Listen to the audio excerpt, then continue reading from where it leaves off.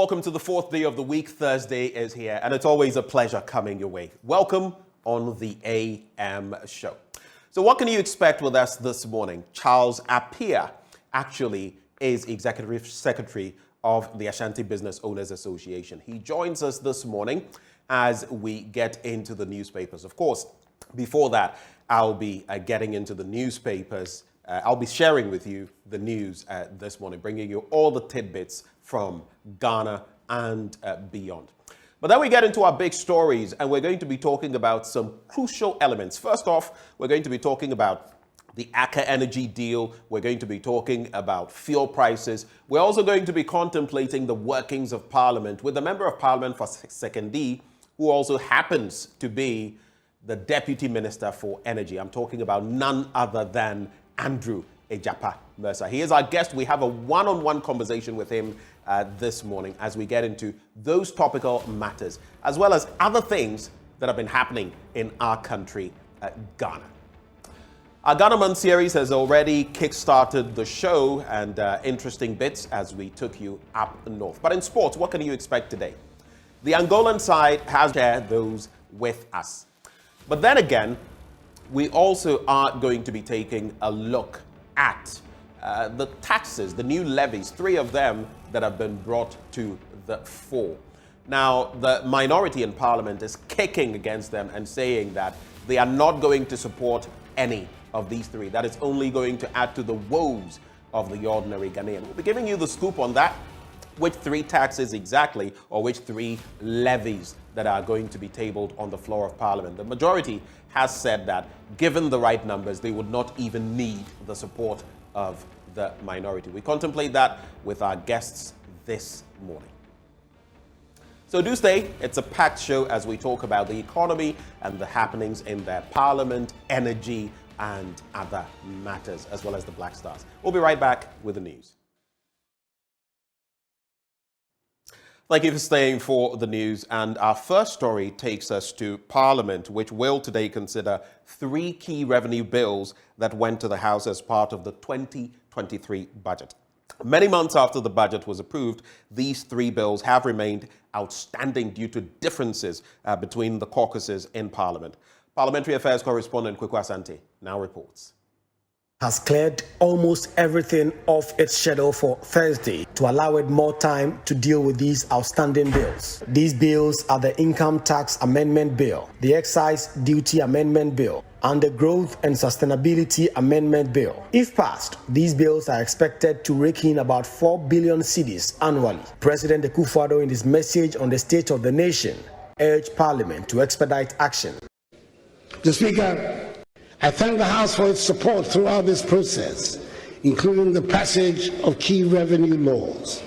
However, a few more of these measures, namely the Income Tax Amendment Bill, the Excise Duty and Excise Tax Stamp Amendment Bills, as well as the Growth and Sustainability Levy Bill, are outstanding, which need the urgent attention of the House and passage to complete the prior actions. This will put us in readiness for our presentation to the Fund Board, and more importantly, bolster our domestic revenue mobilization efforts. But the minority say they still have outstanding issues which must be cleared. So it was part of the 2023 budget presented by the finance minister. So I know we are going to deal with it, but we have some reservations. The way we are looking at the economic environment that we find ourselves, the hardship that people are complaining about, inflation of 52%. So on top of all these, if we want to introduce additional taxes or increase the bandwidth, people are going to pay more, and it's going to affect the disposable income of the individual. So these are the matters we are looking at. Is it the right time to impose taxes on the people? But they are looking at the IMF deal, so that they can rake in the 3 billion facility. But we can't eat your cake and so have it. So let's also think about the ordinary person on the street. If we impose this additional tax, the tax burden will be heavy on them. Leadership on the minority side especially have been tight-lipped as to where the caucus stands on these taxes. But time will reveal it all on the floor of Parliament today. Reporting for JoyNews, Kweku Asante. Well, we will be in Parliament moving forward to bring you more of that. But moving on, former mayor of the Kumasi Metropolitan Assembly, Kojo Bonsu, has filed to contest the NDC's presidential elections. He is promising to rebuild and ensure that the party is fully in touch with the grassroots if elected. Mr. Bonsu wants delegates to unite to recapture power from the governing NPP. My colleague Samuel Mbura now reports. Bonsu didn't come to the head office of the NDC alone to file his nomination. He came along with his supporters all the way from Kumasi. These are market women. And the reason for they joining Kojo Bonsu in filing his nomination is quite clear. They are saying that Kojo Bonsu has a track record of development. He has helped the people of the Ashanti region, and they think that this is the right time for someone from the Ashanti region to also be given the nod. Some of them actually think that if Kojo Bonsu is not given the nod, they will not vote for the NDC in the Ashanti region. We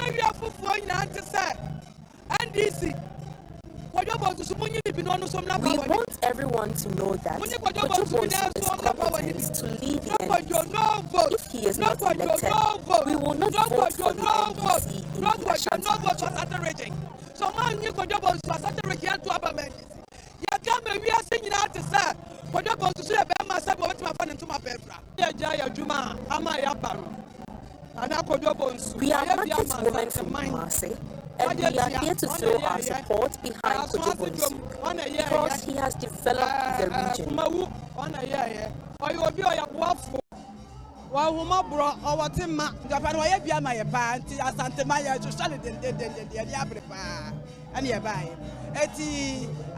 Under his tenure as mayor for the Kumasi Metropolitan Assembly, he builds markets for us, and this is the time for us to reward him. So we have been delegated by our market leaders in the Ashanti region to support his filing of nomination. Kojo Bonsu has filed his nominations after meeting all the requirements, getting endorsements from all the 275 constituencies across the country. He said if he's given the nod, he will ensure that the party is rebranded and gets in touch with the grassroots ahead of the 2024 general elections to secure power. I am going from bottom up approach so that all the branches will be involved in all that we do. And this would attract a lot of people, and that is the new presentation. I'm going to rebuild and rebrand the party. I'm a branding expert, and everybody knows that. So all I'm going to do is rebuild and rebrand the party for it to be more attractive to people. So this brings to number 3, the number of contestants that have come to file their nominations. The first one was Ernest Krobia Asante. Second one was John Dramani Mahama. And then the third one is Kojo Bonsu, the former mayor for the Kumasi Metropolitan Assembly in the Ashanti region. So tomorrow we are expecting that the former finance minister, Dr. Kwabena Dufour, also comes to file his nomination. Reporting from the NDC headquarters in Accra, Samuel Mbura. From politics, let's talk health now. And the principal of the Second D Nursing Training College, Alhaj Boachi, wants government to focus more on the training of specialized nurses. He says there are inefficiencies in many areas of Ghana's healthcare due to a lack of human resources. Mr. Boachi was speaking on the sidelines of a stakeholder meeting organized by the MasterCard Health Collaborative in Kumasi. Of the MasterCard Health Collaborative are to build and strengthen capacity of healthcare students and professionals to meet growing demand for primary healthcare in the health sector. KNUST is one of the 8 partners of the MasterCard Health Collaborative, with the aim to contribute to all 3 pillars of the health strategy: health employment, health entrepreneurship, and health ecosystems. Pillar Coordinator, Health Entrepreneurship, Professor Wilberforce Owusu-Ansah, stressed the need to create entrepreneurial opportunities in the health sector. So with this mismatch, we recognize that human capital is really a key thing. So if you are going to achieve the sustainable goals, then it behoves on us to make sure that we are able to address this critical issue when it comes to deficits in terms of human resource. To be able to do that, we set in our journey to address it looking at 4 key objectives. And what are these objectives? We're looking at how do we ensure that we are able to build and strengthen the healthcare system in terms of capacity building, and also making sure that we are equipped to be able to respond to emergencies and all that, including the NCDs and all that. So the first thing we have to do is, in terms of our objectives, is how do we ensure that we are able to build and strengthen the PHC. The second objective was that having been able to identify all these, we also looked at how do we, what kind of programs can we offer to our students, and not only students, the healthcare professionals, in such a way that we are able to achieve critical, sustainable healthcare growth and transformation. So in this case, how do you try and bring in some transformational leaders so that we are able to make that march forward easily? The third objective that featured in our plan in terms of really the projects that we are talking about, that's MasterCard Foundation, Higher Education Health Collaborative. The principal of 2nd D Nursing Training College, Haji Boache, called on the collaborative and government to focus on specialized nurses. Averagely, government is training over 25,000 nurses per annum, and out of that, we have less than 2,000 or 3,000 specialized nurses. Even it's about less than 500 specialized nurses per annum, which is woefully inadequate.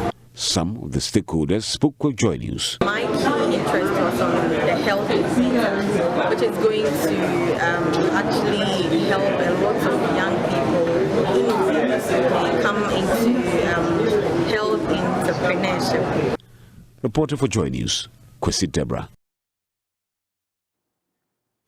On education, the Student Representative Council of the Kwame Nkrumah University of Science and Technology is working to create a permanent seat for students with disabilities at the Students' Parliamentary Council. The President, Frank Owusu, says the move is part of measures by the SRC to strengthen the disabled inclusive environment of the university.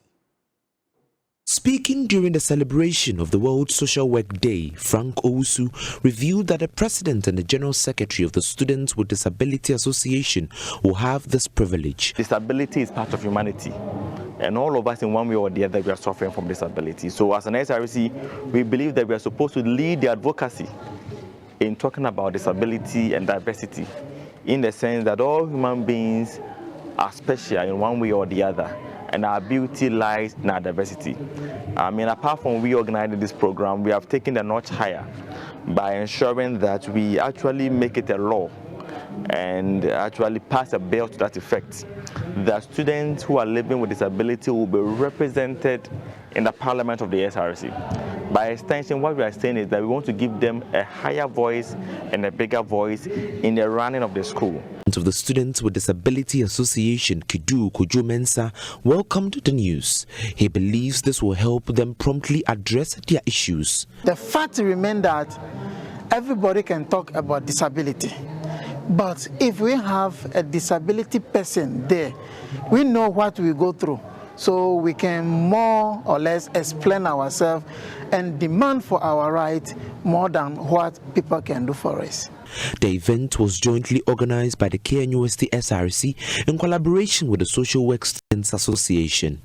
It was under the theme, Respecting Diversity Through Joint Social Action. Gad Ampoma Bam is the president. Respecting diversity is very key because it promotes community development. So we want to urge all of you that irrespective of the nature of the person, you need to respect that person. The dignity and worth of the person is very important, and it helps in building a community. Head of the Department of Social Work, Professor Esmeralda Manfo, called for reorientation of lecturers and students to better cope with persons with disability.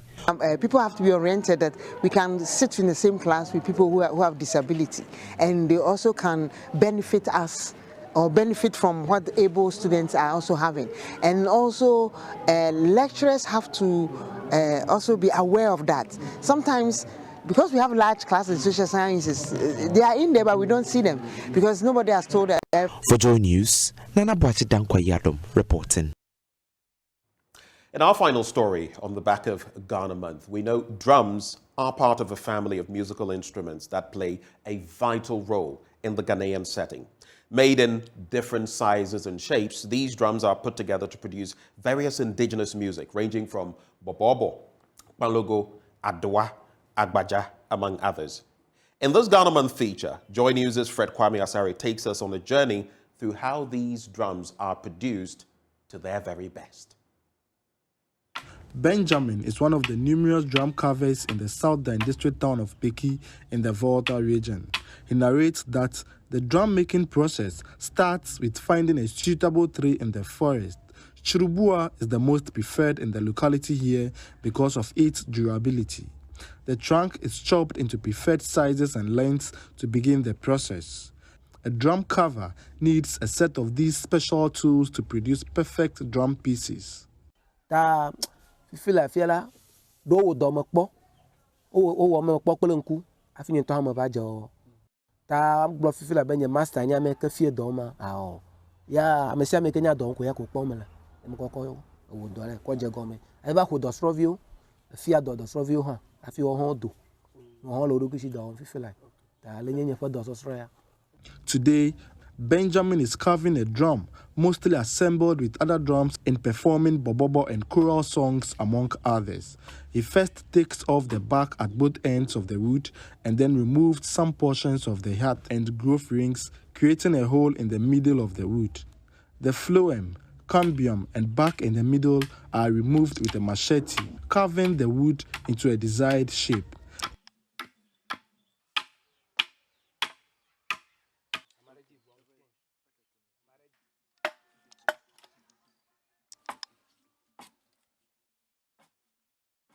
The rest of the heartwood and groove rings and portions of the sapwood in the middle of the wood are removed. He continues until he gets the right measurement for his drum. Tanemi bushala mi afia ole ke na je egomi vivi menye de share ko na tan wo fi ke mi apo na tan wala na nya we do magatan eji ko mi onto mi hwe aga eji kaka wu mi na ofia me na ma wu asata mi ke na ba nye edungongore me nya antipete jaja pete blefe dressing ta roughly la afina nya double boyala azatre jibe na za ba peve aro peve pele. He marks the drums and drills holes for pegs which are used to control the sound produced by the drum. A gauge is used to draw lines around the drum, after which the service of a chisel is employed to design the drum. He adds dye to make the design visible. This projects the beauty of the drum and makes it attractive. Antelope, goat, sheep, and cow skins are stretched over the drum and tightened through with wooden pegs intertwined to the skin with a rope to form the drum head. Ayala, elle est very serious. Na le donne me l'angjono de kuola. Wambe via me le keje. Wona be apra hala, apra gane. Manye viro because like me on to me nyini mi odadam. Tala, apra na me. For the ren ton anya ku he han reka. Prana me. Pa na do dem apra. Even me put me machine a chair flipper and a markum and a godo in her na machine tomenyo atenwa prow. At this point, the drum is painted and allowed to dry. They are then displayed at various selling points along the Peki Asikuma road when they are finally dried. The bigger the drum, the higher the production cost and selling price. Carvers in the Peki enclave identified lack of capital as a major setback to their business. O film kaka gamali ke na wo subo. Adolia mali fifra yo va kwa flow.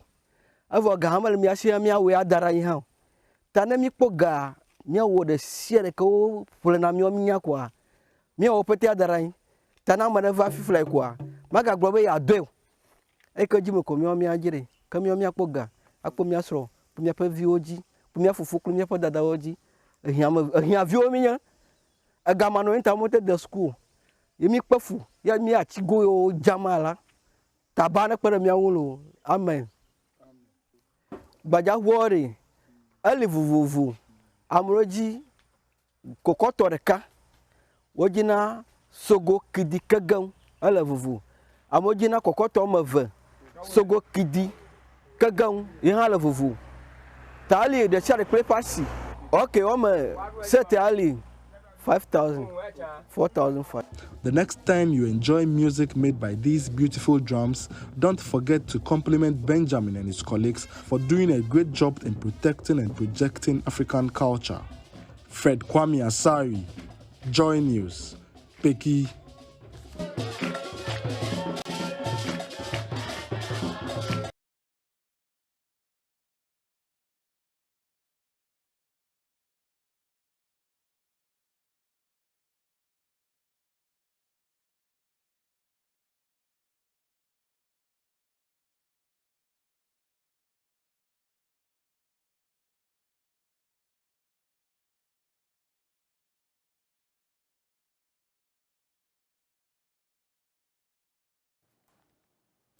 Well, thank you very much for joining for the news review, which we'll be serving you shortly. The Executive Secretary of the Ashanti Business Owners Association joins us for a conversation there.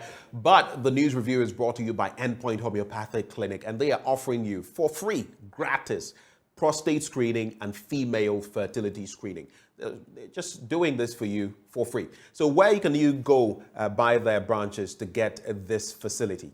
Here in Accra, it's in Spintex, opposite the Shell signboard. Then again in Kumasi, Kronoma here behind the Angel Educational Complex. They are in Anaji Estate in Takrade, in Tema. They can be located in Community 22, Techiman Hanswa and Esiama in Zima. I'm sure you'd like to call to make a booking, and these are the numbers to call. 0244 867 068. That is 0244 867 068. Alternatively, you could call 0274 234 321. 0274 234 321. Endpoint Homeopathic Clinic, the end to chronic disease. Let's now kickstart the news review. We'll be getting into the papers together with Charles Appiah. As I already mentioned, he's Executive Secretary at the Ashanti Business Owners Association. Mr. Appiah, a very good morning to you. A good morning to you. It's a pleasure having you on board. I remember the last time we had a conversation, you were full of complaints about the economic situation, the currency exchange, the forex, that is, fuel prices, people not being able to purchase products and all of that. Has anything changed for you? It's been a number of months, if I'm not mistaken, since the last time we spoke. What would you say is the state of business now? And I know the KTR market also went up in flames, and that would also affect business generally. But what is the state of business for you and for your members?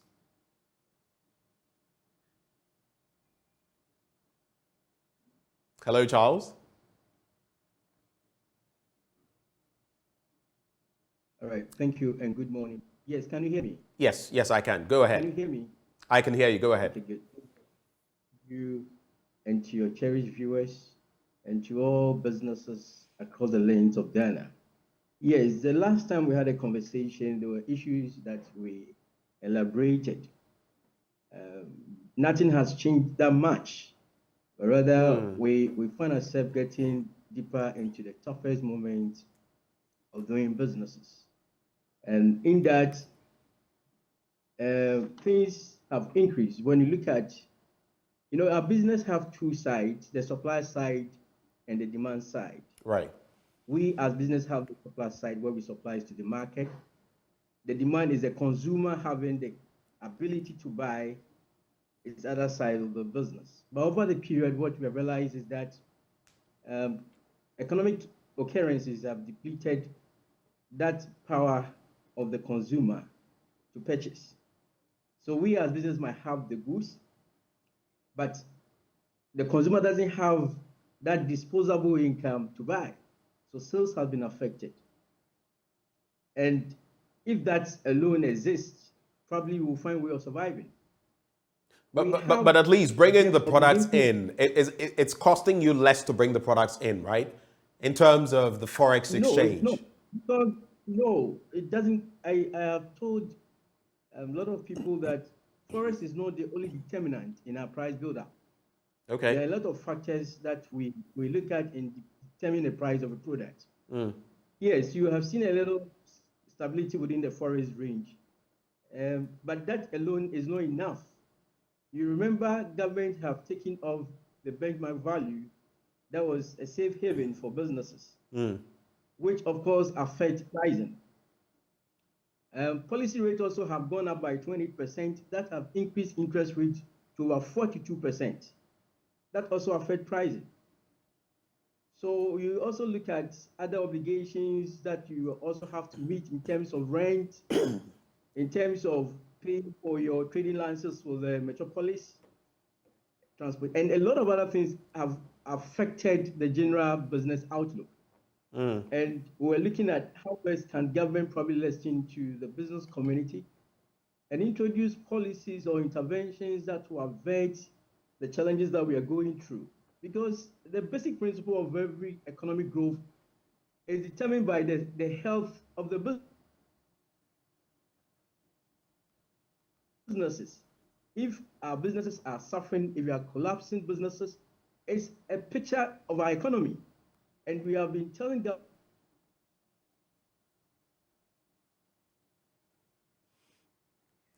Well, Charles Apia's connection is slight. Listen to the business committee. We want to see our country doing well. There are challenges within the business sector. Go ahead, Charles. Please, can you hear me? Charles, you can go ahead.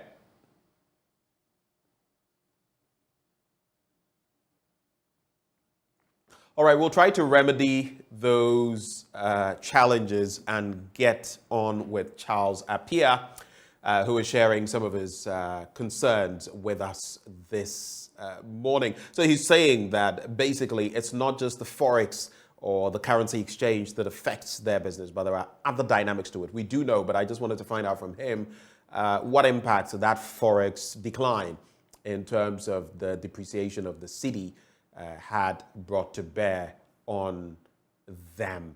But we'll try to get him back, and then I'll also ask him about the Ketia market and what happened, whether in fact we can get any thoughts on what exactly he feels the impact of that would be. But let's get into the papers now as we await his rejoining us. The Daily Graphic this morning: refund and earn salaries, allowances, or face prosecution. And Fair Wages and Salaries Commission warns banks and employees. That story is on page 16. Akakpo Psychiatric Hospital owes suppliers 2 million Ghana cedis. That story is on page 16 as well. Let's reform political party financing. Former President Mahama says so. He's been talking about a number of issues, myriad ones, and that's the latest that he's been speaking of. Ministry of Health takes delivery of 500,000 doses of measles rubella vaccine. On the back page, Ghana coach sure of winning start against Angola. But all I'll say is let's not get complacent. So let's get to the big stories. And Charles Apia is back with us. Hello, Charles. Yes, sir. Can you hear me? Sorry for that. No, it's not your fault. Anyway, so let's quickly do this. I'd already started with the Daily Graphic. You were talking about the different dynamics, so let's finish with those. You're talking about the currency exchange, fuel prices, renting shops. Which other ones would you speak of? And then I'd like to find out from you finally, what do you think the impact of the Ketia market going up in flames will have? How negative would it be on businesses in Kumasi? Very briefly on that. Very well. So just a touch on the dynamics now. Gas, which everybody depends on for domestic consumption, has also rose from 29.9% to 57.4%. All these have a tone on disposables of consumers. Right. So at a given time, everybody is so much conscious about expenditure. And we're thinking government could be much more interested to see what can I do for my people. But I hear there's a bill in Parliament that they want to enhance some of these income tax and excise. Why? What crime have we committed? I mean, the timing is wrong. So do you feel victimized? Do you feel victimized by the system? I think that should be the simple word to use. But we are more than victimized than the reality of the issue. There's a total discharge between government and businesses. And I've always talked about what a model we call the le fair curve, where government must avert its mind to the relationship between tax increment and revenue mobilization. Almost all the time, a tax increment does not mean you get in the kind of revenue. Sometimes you must seem to be getting revenue, but at the detriment of the economy, at the detriment of collapsing businesses. When businesses collapse, where will government get that revenue to pay off the loans they are looking for? That's a good point. So I have said that the economy will not collapse. The economy will not collapse when we don't get IMF approval. But the economy will collapse when businesses collapse. And that's a crucial point. That's a crucial point you make, because if there's no one to tax, you will not get revenue. But I wanted to find out, what did you say? Did you say there was a distance between a total distance or disconnect or dysfunction between government and the business community? I didn't get the word you used. There's a total disconnection. There's a total disconnection relationship. Right. The government have lost touch. Total disconnection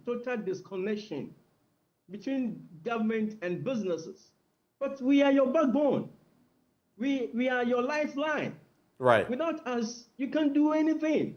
What do you think will be the impact? The effect of KJT. Yes, that's what I wanted you to go to. Okay. I think economic hardship, where people depend on daily sales to survive. When businesses depend on daily sales to survive, to meet their bank loans and other obligations, a shutdown of any business because of the inept activities of management will cost us a lot. I am told for a period the Ghana Fire Service have been prompting the management of KJTR that gets your facility well insured. But that have not been done. I met the leadership of KJTR and they told me that every month they pay for the insurance. And it came out that since 2021, the facility have not been insured. So you just imagine at this critical time when your stocks are being burnt and there's no insurance to cover that. When you have to close down shop because someone did not do what is right for him to do and he's being paid for. And that has created a lot of congestion now because KJT activities have slowed down. It's up its implication on the CBD area in Edum. There's congestion now. So what we are talking about is leadership must always be up and doing. And this time, it's not be the usual talk where we talk and nothing happens. People must be held to account. What happened that such facility was not so much insured? What happened that they did not test the integrity of that structure to respond to calamities like this? All these things has not been done because Ghana has always been business as usual. We don't take our leaders to account. And I've told the leadership of the Traders Association in KJTR that they should devoid their activity from politics. It is because of politics that they cannot hold their leadership to account. And that is what is killing businesses even in Ashanti region. We have gotten ourselves so much engulfed into partisan politics, either MPP, NDC. So we don't want to do what is right. So I have told them that we will follow it to the latter to ensure that the right thing is done. There's indemnity for lost items. There's restitution for them. And if money they have paid and the management have not paid to insurance company, they must account for refund. Okay. So you would want a refund for them. Let's make tracks. Let's get into the papers now. For the purpose which they paid for. Okay. Charles, let's get into the newspapers now. So I started talking about this major story, let's reform political party financing. That's according to former President Mahama. Let me bring you some details on that and get your reaction. Now, former President John Dramani Mahama has called for reforms in the financing of political parties to deepen the country's democracy. He said the reforms would also ensure that certain elements did not take undue advantage of the country's governance system. The former president said ethical political financing had been one area in the country's democratic journey that had continued to elude reform, adding that the dependency on a few individuals who financed political campaigns in return for favors was a recipe for corruption.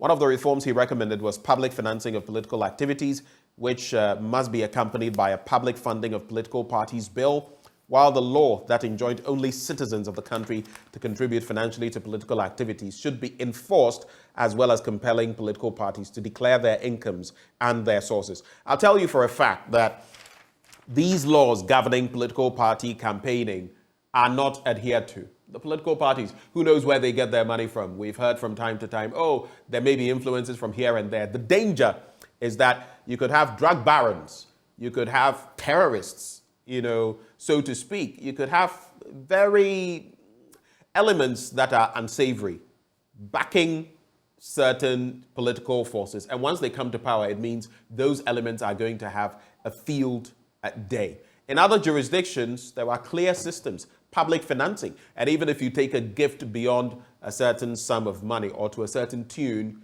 you might find yourself in hot waters. Do you think this is the way to go? But even if you think it is, the former president had the opportunity.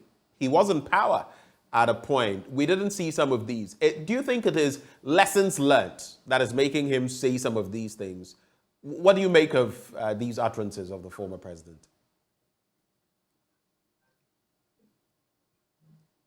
All right.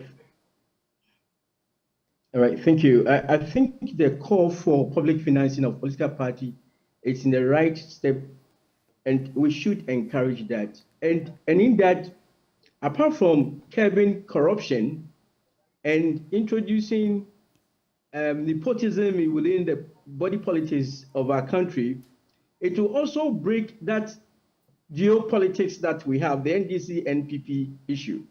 And when we encourage public funding, you will see a lot of quality party cropping up, which will enhance our democracy. And two, you mentioned we stand at the loss of getting terrorists financing our political activities, and that will also have implication on our securities. And that will also influence the kind of policies our government will enact for us.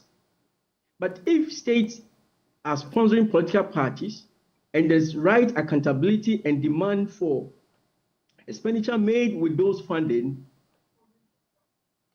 it's definitely going to help our country. For the former president to come up with this, it's just like the wine, it gets only better with time. I think he has always been on the learning curve. He's an experienced politician.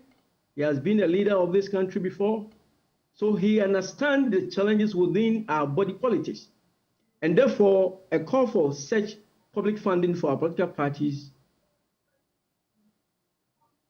should be appreciated without, putting in any partisan colors to it. It is about leadership. And this country needs it at this time so we can grow our democracy very well. Interesting thoughts. Let's get into some other stories as well. Let's turn to page 16 now. Let me just quickly get there. Here we are. We do know that, just staying with the NDC, the presidential primary, Kojo Bonsu, has filed his nomination. But let's now talk about refunding unearned salaries, allowances, or facing prosecution.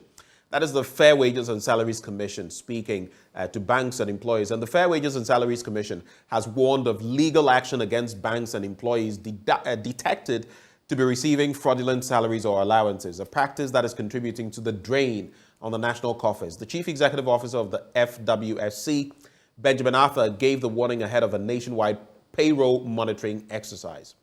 In an interview with the Daily Graphic, he urged persons who might have received money, such as salaries or allowances, illegally or unduly, to refund it of their own volition before it was detected, else they would face the full rigors of the law. This was mentioned yesterday, and that institution served notice that it would embark on a nationwide payroll monitoring exercise in collaboration with its relevant stakeholders from Saturday, April the 1st this year. For me, it's always very surprising how we have so many slippages in our system. It's systemic, where we have so many ghost names, not just on our electoral roll, but we also have a lot of them on our staff roll, government, related, public sector workers, you would have so many ghost names. And now you see that there's also a trend where sometimes people get emoluments or, what's the term? Basically salaries or sums of money that they do not even deserve. What do you make of this latest charge? Are you inspired by it to believe that something real is going to happen on the back of this? I think we just lost Charles. We'll try to connect with him. I think this morning the connection is not the most stable, but we'll try to work it out and get Charles Appiah back on the line. For those of you who don't know him, who just joined the conversation, he's the Executive Secretary of the Ashanti Business Owners Association. But let's also talk about the Akakpo Psychiatric Hospital, which owes suppliers 2 million Ghana cedis. And it is suffocating from debt, and unless it gets help, it could soon be turning away the hundreds of patients who need attention.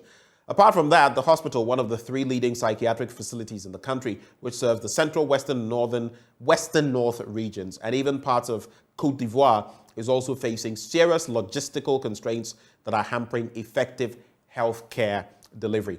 In addition to providing specialist services in mental health delivery, it also provides general medical care for the public. At the moment, the hospital owes its suppliers 2 million Ghana cedis.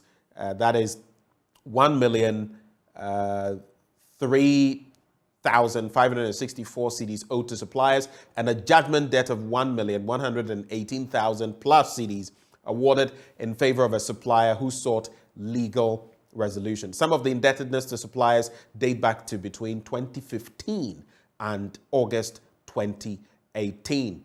In an interview with the Daily Graphic, the head of administration of the hospital, Thomas Kusanu, said the hospital was facing dire financial challenges because it had been operating on its internally generated funds, as government subvention had not been forthcoming.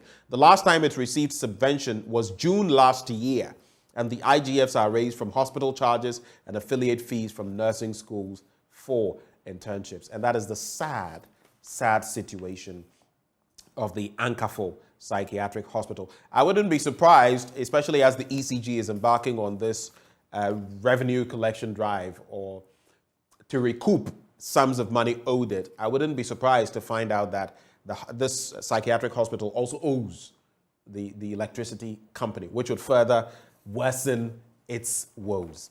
But just to wrap with the Daily Graphic so we can make some tracks, let's go on the international front. And this has caught the attention of many. Uganda anti-homosexuality law, life imprisonment for gays. And people who identify as gay in Uganda risk life in prison after Parliament passed a new bill to crack down on homosexual activities. It also includes the death penalty in certain cases. A rights activist told the BBC the debate around the bill had led to fear of more attacks on gay people. Quote, there is a lot of blackmail. People are receiving calls that, quote, if you don't give me money, I'll report that you are gay, they said. The bill is one of the toughest pieces of anti-gay legislation in Africa. Homosexual acts are already illegal in Uganda, but this bill introduces many new criminal offenses. It's interesting, and I'm only also bringing this up depending on where we stand on that divide. We also have our own bill that has not seen the light of day. What would that look like? What shape would it take if it is given clearance? There's also Zimbabwe to offer public servants 100% pay rise, and that has been awarded civil servants 100% salary increment as part of efforts to improve their welfare, the government-owned daily The Herald has reported. However, the increase just keeps pace with Zimbabwe's high inflation, which stands at 92.3%. But at least something being done there. What's going to be the pay rise situation for us next time the tripartite committee sits? Ethiopia rejects U.S. accusations of war crimes. All of those stories on page 5 of the Daily Graphic news paper. Let's quickly get into some other stories so we can move from there. The Ghanaian Times newspaper, NIA begins printing 541,529 Ghana card backlog. We brought you that story yesterday. Attorney General holds talks with UK Deputy Prime Minister, and he's been in the UK. He was speaking to the Attorney General there. Regulate social media and online, NMC advocates. Farmers' pension scheme takes off. Cocoa targets 800,000 cocoa farmers. First phase registration starts in the Ashanti region. Let's get into some of those stories now and get the details from there. I think I'll start with the ones on page 13. So let's quickly go to those. Now, the Farmers' Pension Scheme has taken off, and Cocoa Board has targeted 800,000 cocoa farmers. The Ghana Cocoa Board has started the full implementation of the Cocoa Farmers Pension Scheme, and this followed a successful piloting of the CFPS in New Edubiase in the Ashanti region. The first phase of the registration exercise has started in the Ashanti region in Bekwai, Obuasi, New Edubiase, Antwakrom, Joso, Tepa, and Yinehini, with about 90% of the farmers registered. About 800,000 cocoa farmers are targeted to be enrolled onto the scheme. But there's also this bit about regulating social media and online. What are the details of that story? Let me bring them to you now. And the Executive Secretary of the National Media Commission, Mr. George Sapong, is advocating more regulation of the media space, especially online and social media. This, he emphasized, was to help curb the issue of fake news, misinformation, and disinformation in the country. Mr. Sapong stated these at a forum organized by the Media Foundation for West Africa in collaboration with the National Peace Council and the NMC in Accra yesterday. With funding support from the Foreign, Commonwealth and Development Office of the UK, the forum brought together about 100 participants, including civil society organizations, human rights activists, and members of the diplomatic corps, United Nations agencies, and the media. It was on the theme, misinformation, peace, and democratic consolidation in Ghana. On page 12, just to take a swipe at that, Ghana takes delivery of 500,000 more measles vaccines. And the Ministry of Health yesterday took delivery of 500,000 additional doses of measles, rubella vaccines to beef up stocks nationwide. The sector minister, Kwekwaji Manu, said the vaccines, which came in through, quote, traditional supply channels, would last the country a minimum of 6 weeks as government worked around the clock to secure more vaccines. Well, let's just take a look at this other story on page 14, as I hinted earlier. The Attorney General, Godfrey Abuadame, has met the Deputy Prime Minister of the United Kingdom and Lord Chancellor, Mr. Dominic Raab, on Tuesday, March the 21st, hosting our Attorney General and Minister of Justice. Now, the two discussed matters of mutual interest concerning the administration of justice in the two countries. Mr. Raab spoke highly of Ghana for her support to the International Criminal Court. Of course, we know of the latest issues concerning Russian leader Vladimir Putin, and in which case the dynamics impose that any member country which is signatory to this accord, if Russian President Vladimir Putin were to find himself in any of these countries, it would behove that country to apprehend him and process him for delivery to the International Criminal Court. Interesting times ahead as we look at all of these global dynamics. There's also on that page, decriminalizing suicide. Criminal Offences Amendment Bill read second time. And the Criminal Offences Amendment Bill 2021, which seeks to decriminalize suicide, has been read for the second time. If passed, it is believed the act would bring legislative measures to reform Ghana's criminal jurisprudence. Moving the motion for the second reading at plenary of Parliament in Accra yesterday, ranking member of the Constitutional, Legal and Parliamentary Affairs Committee and MP of Akachi South, Bernard Ahiafo, said the time had come for persons who attempted suicide to be provided with medical assistance rather than criminal prosecution. On the back page, 2023 Cup of Nations qualifier, stars ready to swallow Angola's Palancas Negras. And the Group E standings so far, we've played 2 matches and we have 4 points, meaning we had 1 win and 1 draw. Angola is next to us also with 4 points, and the Central African Republic has a point and Madagascar also has a point. Would we be able to whitewash or get past the Angolans? That is the big question, and especially as we have at post for the first time, Chris Hughton. In other stories, as we get ready to wind down on the review, the Daily Guide, Alan pays for MPP delegates album.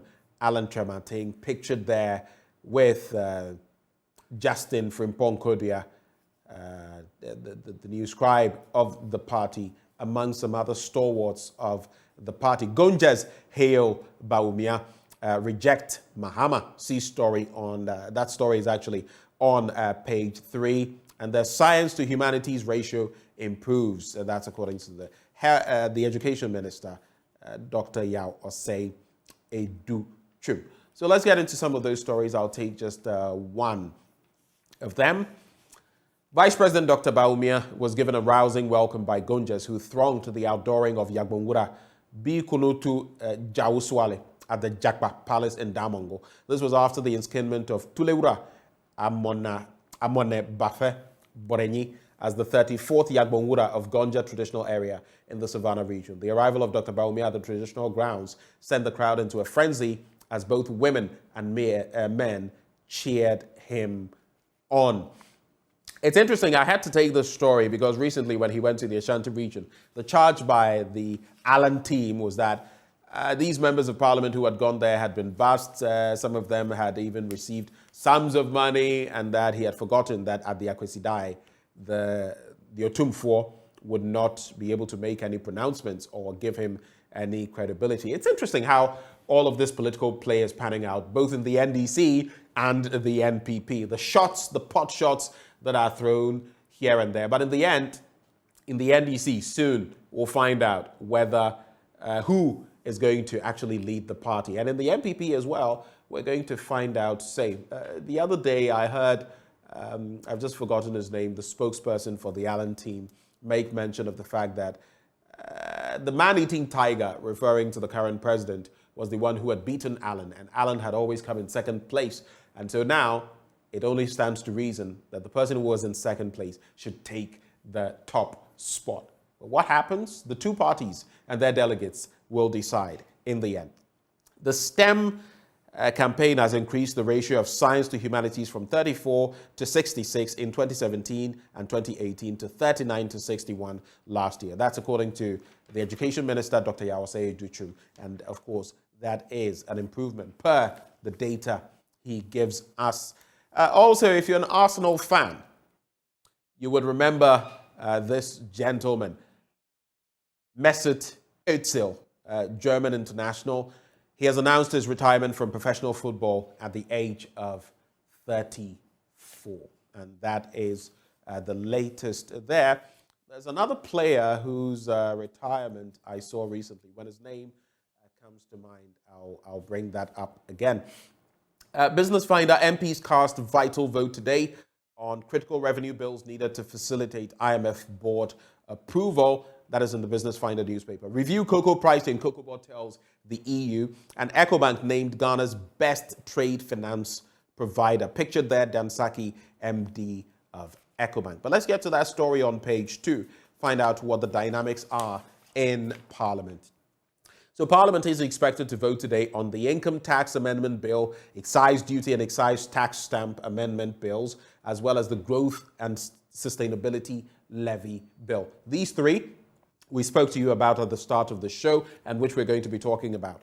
But the passage will facilitate IMF Executive Board approval, and the approval of these outstanding revenue mobilization bills will or is set to facilitate the approval of the $3 billion International Monetary Fund Program staff level agreement by the Executive Board of the IMF.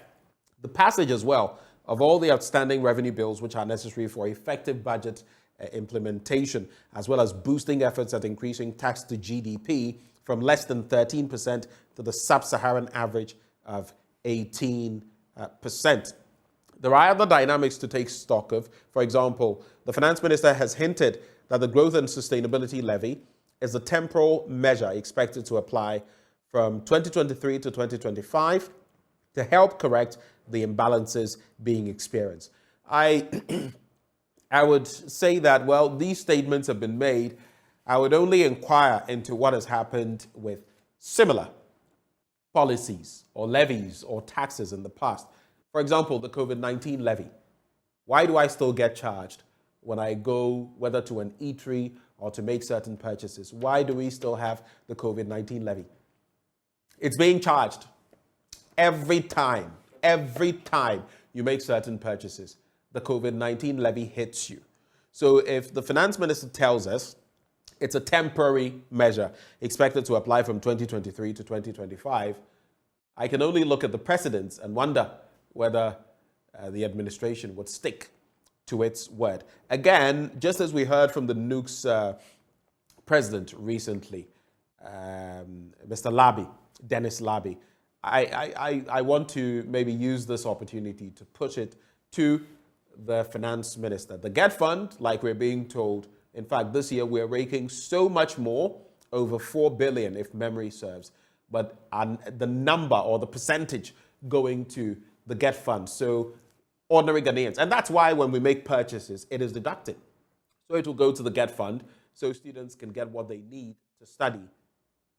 We keep decreasing the numbers. I think the last time he came on the show, he mentioned it was 39% or 36%, all the way from about 66%. So what exactly is happening? Mr. Finance Minister, we have to look at that, especially as your administration appears to be targeting education as one of the highlights of this tenure. The new crusading guide now, and there is Support Ghana Rice Project. CEO of AAC tells Ghanaians, Unite for Development, Musuko Manche, charges traditional leaders. And Jama North NPP delegates support Enoch Nyako. There's also Alan flexes muscles, prints albums for 200,000 NPP delegates. And there's Ghana's leadership in rule of law. Commendable. UK Deputy Prime Minister tells Ghana's AG, Attorney General. Well, that's how we're going to wrap the news review this morning. Of course, as we get ready for sports, we can only wish the very best to the Black Stars as they lock horns with the Palancas Negras of Angola, hoping that we'll be able to beat them so we can go 3 points clear. But the news review always brought to you by Endpoint Homeopathic Clinic, and they still are offering you free prostate screening. Let me just pause here. You do know that African men of our race, are more susceptible, as science has shown, to prostate issues. So this is one opportunity you don't want to miss. You want to take advantage of this. And the interesting bit on the back of the non-exercise, sedentary lives, pressure, the kinds of food we eat, nowadays, a lot more men in their 30s, and this is also scientific. I've spoken to one of these people before, and he said he gave random testing, and so many 30-plus-year-olds had issues with their prostate. So guess what? Take full advantage of this opportunity and get in touch with Endpoint Homeopathic Clinic. They are offering free prostate screening, free female fertility screening as well. Where can you locate them? Accra, Spintex opposite the Shell signboard. Kumasi, Kronum Abwehia behind the Angel Educational Complex. Takrade Anaji Estate, Tema Community 22, Techiman Hanswa and Esiama Nzema. You can also reach them on 0244 867 068 or 0274 234 321. Endpoint Homeopathic Clinic, the end to chronic disease. As we draw the curtains on the news review, I'd like to say a big thank you to Charles Appiah, Executive Secretary of the Ashanti Business Owners Association. Unfortunately, he couldn't join us for the length and breadth of the conversation, but we're grateful for the time he shared with us. On that note, let's serve you sports up next on the AM show. Do stay. Hello, very good morning to you. Just gone by, you saw that piece for a Ghana Month series put together by my colleague Rafiq Salam, and it's on why the Walas cannot visit a specific pond, even though the overlord supersedes the entire area. Well, it's now time for us to delve into our big stories, and we start off with a conversation on the energy sector. And let me just welcome Andrew Japamesa. He's MP for 2nd D and Deputy Energy Minister. Good morning to you, Andrew. How are you doing?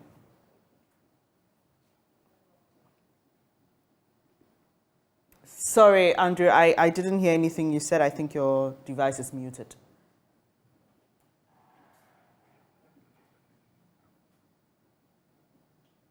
Hello, Mr. Mesa, can you hear me?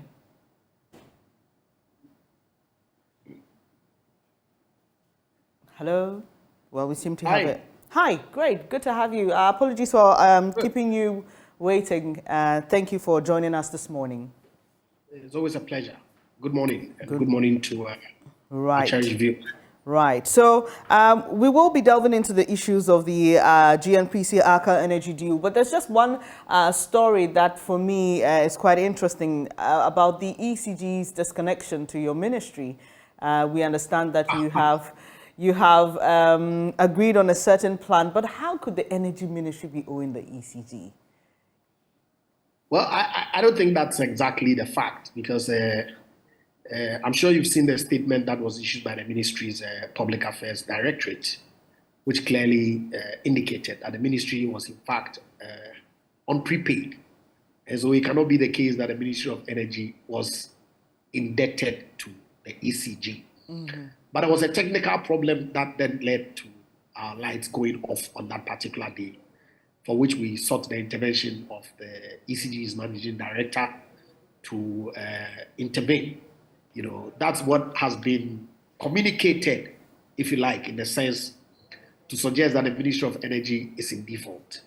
But obviously, as you and our listeners would appreciate, if you're on prepaid, you clearly cannot be deemed to be indebted in the manner with which it's been communicated. But of course, the exercise that is being carried out by the ECG has the full support of the Ministry of Energy, because it's important that we sustain our electricity generation. The entire value chain, right from generation, the fuel that is used to power the generation, and the transmission, is all paid for by revenue that the electricity company generates, because the power producers cannot come to you and I to collect, money for the electricity that they generated. Gridco, the power transmitter, cannot come to you and I as well. It is only ECG that then interfaces with the end user. And so it's the revenue that ECG generates is what is used to pay everybody else in the value chain. And so if ECG is not performing, then we have a situation of non-payment to the IPPs and the transmitters, and that in itself poses a threat to all of us and our economy as a whole. So it's important that we support ECG to, as it were, be efficient and collect the revenue for the power that is sold, so that we are able to pay everybody else in the value chain. Of course, this is only the beginning. We've seen clear plans that they are rolling out, besides what it is that the ministry itself is doing and government, to see how we introduce some efficiency, or much more efficiency, into ECG's operations, so that they become much more responsive to paying for the value chain.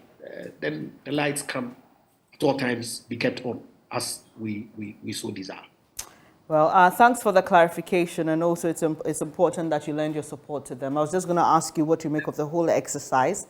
We know that they were in Parliament. Parliament has been able to clear part of its debt. But it's just interesting in this country that the institutions that you expect to do better sometimes default. But let's hope that ECG will be able to recover its entire debt so that we can have effective running of the company. Let's now zoom into the... what is even refreshing, before we go there, but what is even more refreshing is the renewed impetus that the Chief Executive has brought to bear in this revenue collection drive, and his commitment to not make it a 9-day wonder, but to sustain it continuously, okay, so that at all times they will be able to generate requisite enough revenue to pay for their bills down the value chain. Yeah. Right. He tells us that there have been some calls, but he's set his face, very focused on his goal, and he's not going to allow anybody to interfere with that process. We hope that he'll be able to stick to that to the end.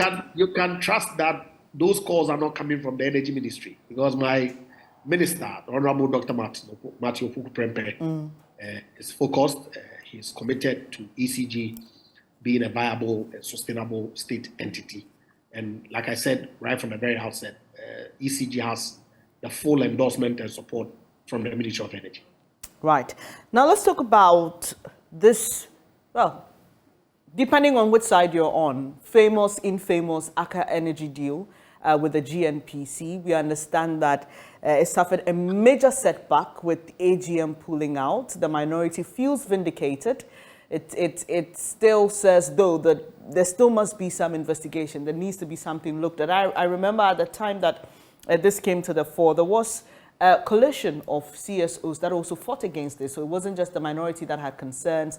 There was ASEP and some other 14 CSOs that said, look, this deal to them didn't make sense. It was almost like we were betting too much money going into this deal. From your perspective and your point, what's the current status? Does the AGM pulling out mean that this is something you're shelving, or you're going to look at the whole deal again and bring... But you see, sometimes I wonder why we spend too much time on periphery, okay? Because as far as I'm concerned, the approval that Parliament gave was for the Ministry of Energy and GNPC to go and negotiate with Aker Energy for a potential acquisition by GNPC in both the Aker and the AGM block. As far as I know, that negotiation has not been concluded. Right. And so to that extent, no definitive documents have been submitted to Parliament for consideration and approval to consummate the transaction. Obviously, within the confines of the law, which then says that when you execute a petroleum agreement, you have a certain time frame within which you need to do exploration. I believe it's 7 years. Within that period, there are obligations that you need to meet. And so the fact that you are having a negotiation for one party to potentially acquire a stake in those blocks does not under any circumstances derogate from you performing your obligations. And so if at the end of the exploration period, the transaction or the proposed transaction of GNPC's acquisition in the Aker and AGM block has not been consummated, but the point has reached where, because Aker and AGM themselves have not met their obligations under the petroleum agreement, they have to and have indeed indicated they are relinquishing that block. That then becomes an issue that people want to play political chaskele with. It beats me. Because in reality, I don't know whether you've seen any agreement that has been approved by Parliament with respect to any acquisition by GNPC. Indeed, what the civil society organized groups said at the time, and I was very much involved in the conversations in Parliament and obviously with my boss, okay, GNPC officials, we submitted the documents to Parliament, and the rationale was clear.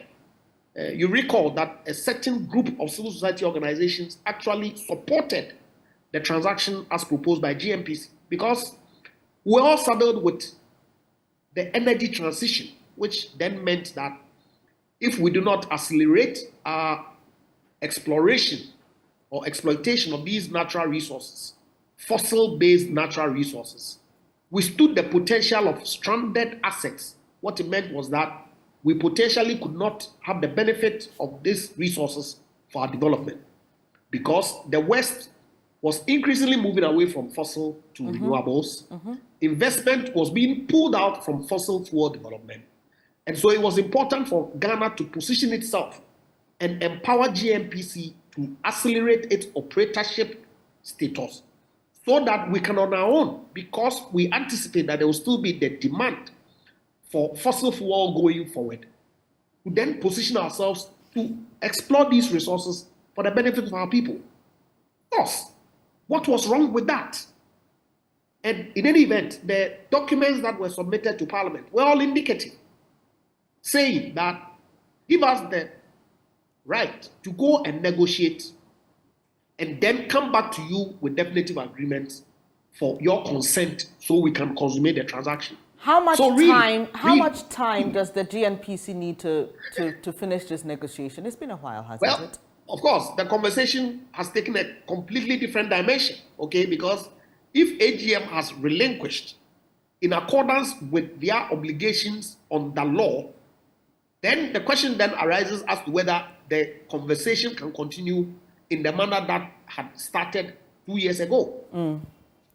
So people's looking to take credit, really. I mean, look, at the time, there was some advocacy by some civil society groups that rather than participating in that field, let Ghana allow the agreement to lapse, as has been the case now, so we can take full control of the asset. Question is, will civil society support government of Ghana with the level of experience that GNPC has today to put in the money to explore that field? Believe you me, that will be an entirely new conversation that will take months going forward.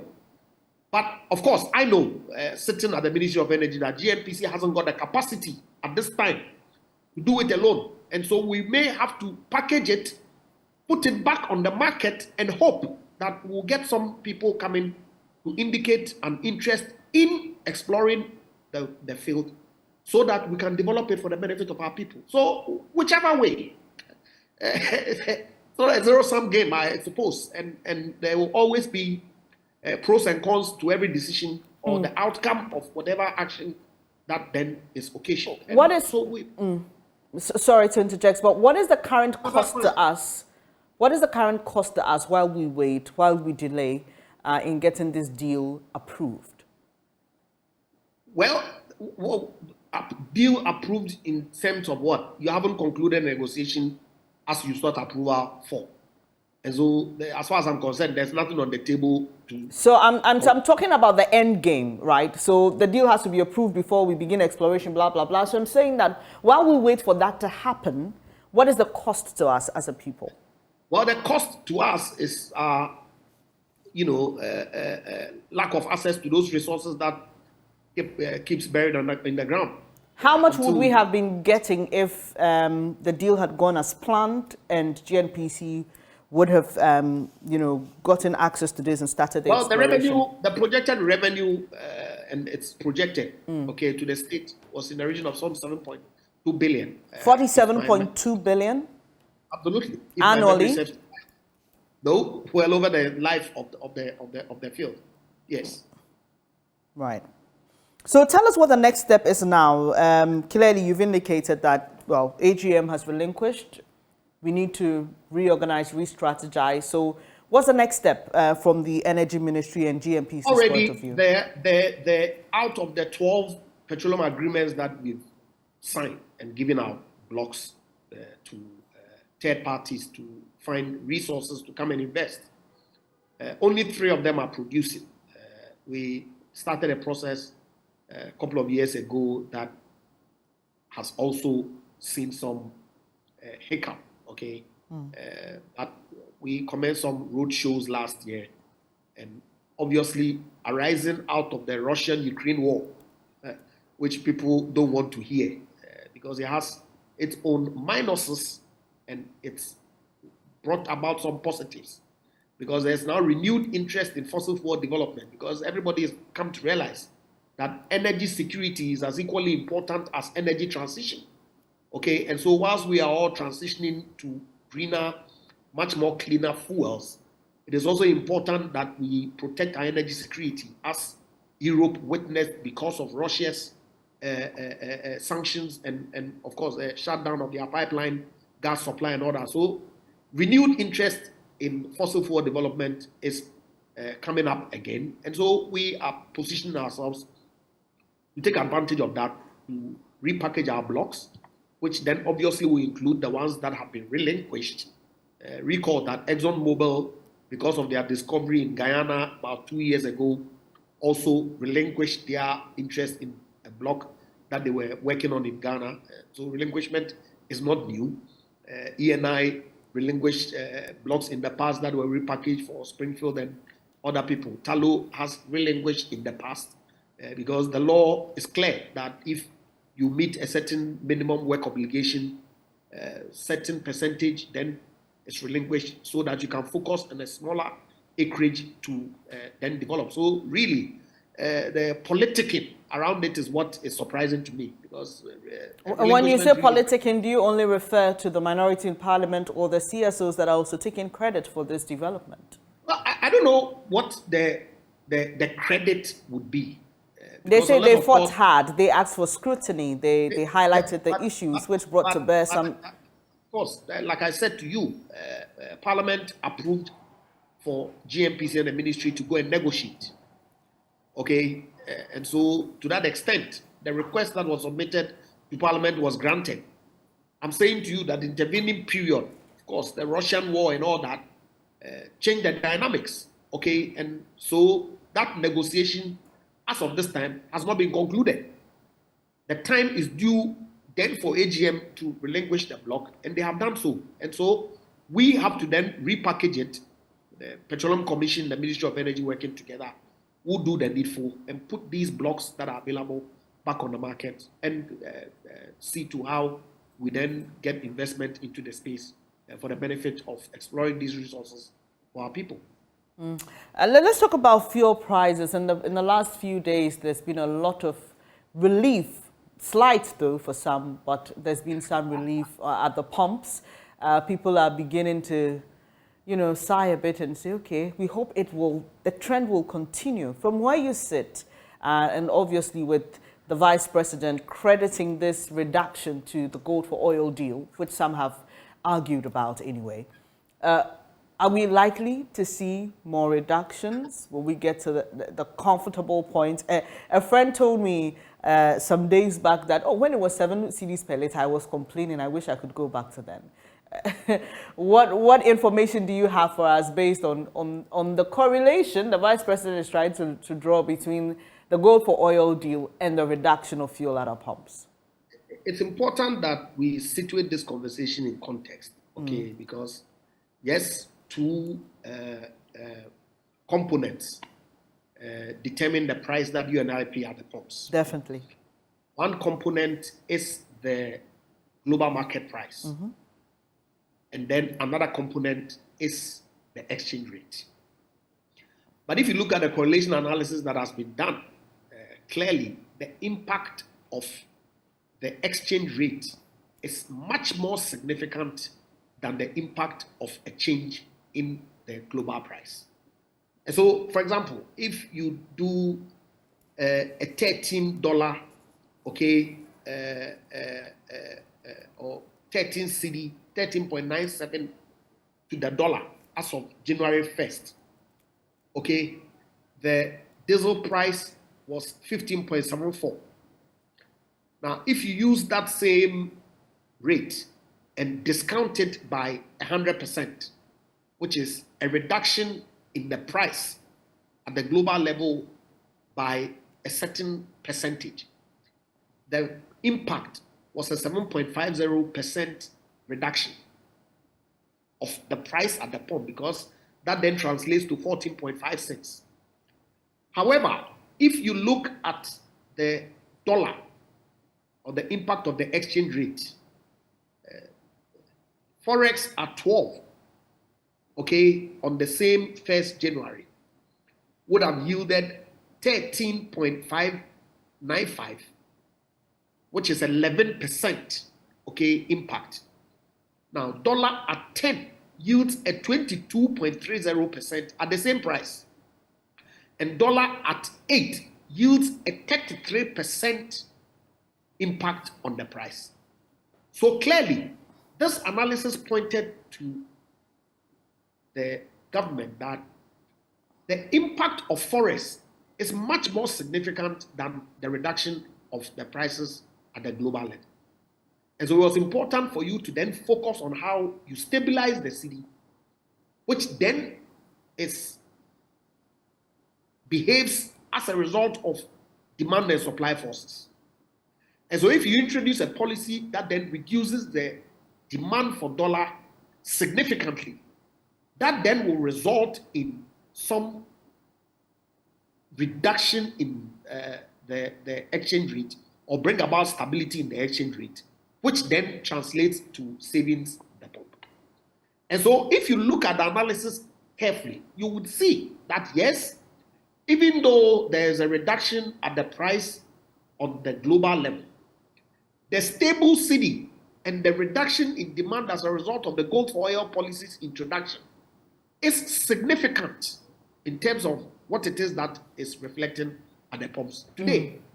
So, unless, of course, you want to discount the data, which you and I know is not possible, what the Vice President said is borne out by the fact that, indeed, it is as a result of the introduction of this policy which has brought about some relative stability in the city, and the expectation is that that would still come down, has yielded significant reductions at the pump. And so if I get you clearly, when the Vice President alludes or credits the reduction to the gold for oil deal, he's not necessarily linking it to the oil that has been received, but to the reduction in the demand of forex. But obviously, the gold for oil policy was introduced because... No, I appreciate that. I appreciate that. But you know that we are to receive some oil, which government was hoping will complement what we receive through the other processes. So I'm just saying that, yes, we know that is why it was done. That's why we said, okay, we won't take, we won't put too much burden on our reserves. So we are creating this gold for oil deal. So I'm just establishing what you've said, and I'm asking for clarity. When you say that the reduction of at our pumps is as a result of the gold for oil deal, you're linking it to the impact the deal has on forex. Absolutely. So the objective that government set for itself, which is ultimately for you and I to buy pumps, fuel at the pumps at a reduced rate, that then removes the forward pricing impact significantly. It's what is translating to the benefit that you and I are having. When are we expecting the next consignment in the gold for oil deal? Well, that's the question that I keep hearing that makes me wonder. Because you see, BOST is a going concern. It has its own import program, okay, that it is running. Obviously, with the introduction of this policy, Bank of Ghana is able to then aggregate gold, and pay for it in cedis, and then use the gold to either swap or monetize based on the program that is, of course, driven by demand forecasts that you and I, or that BOST projects. And so, consistently, they've received, after the test run, I believe, 3 or 4 cargoes. Based on their program, they're going to receive more, and that is what is expected to continue. And so, BOST has to be allowed to run. We at the ministry don't interfere in their day-to-day activities. And so, BOST, we expect that they will consistently maintain what it is that they are doing. The plan is to work with the BDCs so that we can increase the gold for oil program to cover all the commodities that come to Ghana. So the effect would be a significant reduction in demand for dollar, and which then would mean a further reduction of the commodity at the pumps, for the benefit of all of us. And that's exactly what we are focused on doing, and we'll keep at it. Right. On the 3rd of February, myjournline.com published a story.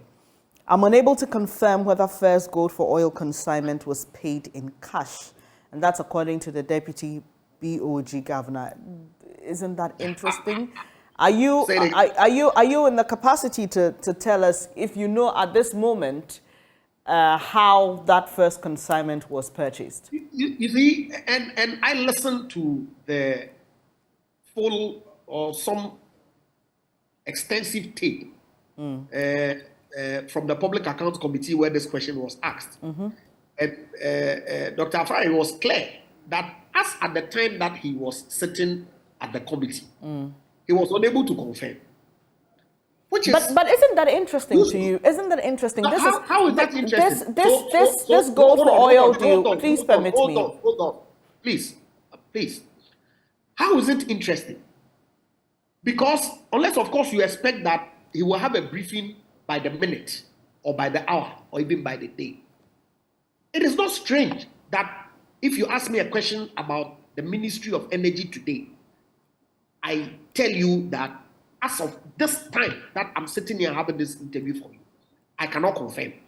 And that is almost construed as a certainty of a response to suggest that the Bank of Ghana governor or deputy governor is saying that he's not sure of what. I just don't get it. Because I listened to the interview, and it was clear that it was only at that time that he didn't have the information.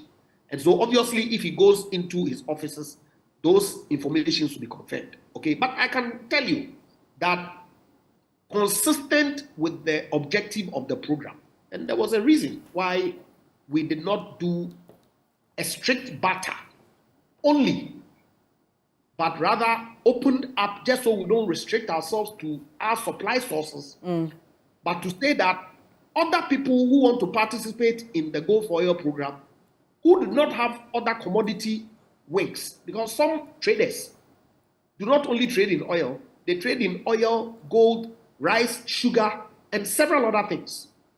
And so if you had that supplier who you were having an engagement with to say that, look, I need to put a stop on how my CD is depreciating. And so I'm rolling out this policy where I do a direct swap for value to value of your commodity against mine. They understand. Some traders do only oil.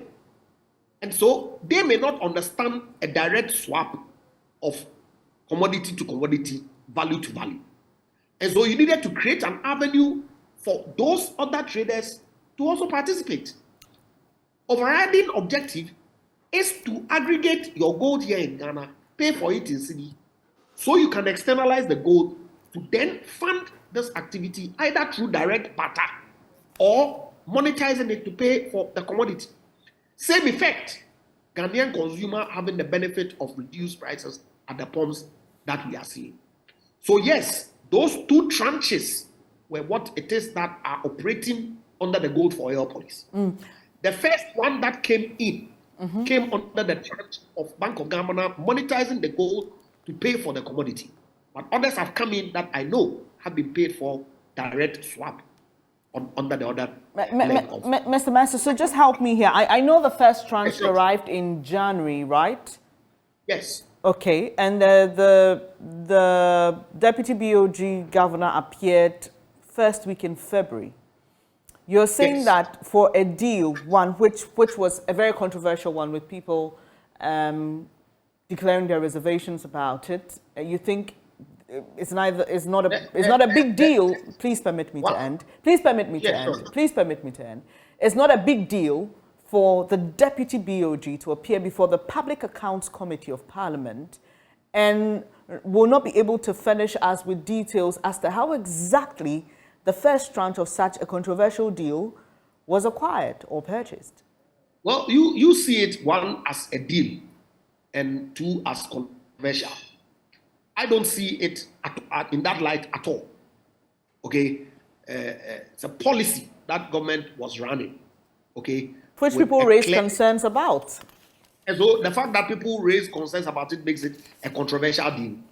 I'm saying that there was controversy around it. I don't have a problem, but I'm saying that the way and manner we use the word deal in this country connotes some negativity. And I don't think it's appropriate. Okay, Gold for Oil policy. As far as I'm concerned, if you look in the Bank of Ghana Act, okay, I believe section 52, it's clear on the kinds of things that Bank of Ghana can do, including taking a stake in gold and other commodities as a reserve. In fact, Bank of Ghana in June 2021 started a gold purchase program. Why? Because at the time we realized that it was important that we keep some reserves in gold. As at the time, Ghana had only 8 kilograms of gold in reserves from independence. Okay, so it was a deliberate policy that was introduced. Now, when we got to the point where, because of the supply chain disruptions that had occasioned following the war in Ukraine, a decision was taken that can we then expand this gold purchase program so that we can use that policy to fund our oil imports and reduce the pressure of forex demand in country. And that's what we developed and evolved into that thing. So we call it a deal. For me, it's derogatory, and it's not. It's a transaction a policy that the government of Ghana is rolling out. Now, the first tranche that came in was a test transaction. There's a team that has been constituted with representatives from the Bank of Ghana, Ministry of Energy, Ministry of Lands and Natural Resources, Post, the Chamber of Bulk Oil Distributors, Office of the Vice President, key stakeholders that were working on the program. And so if they had imported the first tranche and they haven't provided a report, the governor of the Bank of Ghana would not know. That doesn't mean anything as far as I'm concerned, because the information is available. He said that at the time that he had appeared before the committee, he was not seized with that information. How is that a difficulty? Fair enough. Mr. Japamesa, but to suggest that the use of deal is derogatory, I don't know if that's your definition of how we use it here in this country. Well, because a deal, I mean, a deal is a transaction between two parties. You see, precisely. So, and I mean to say that to our viewers to understand. But you and I know that within the context of this, our politics in this country, that we turn everything into. Or you hear, a Japan deal. Really?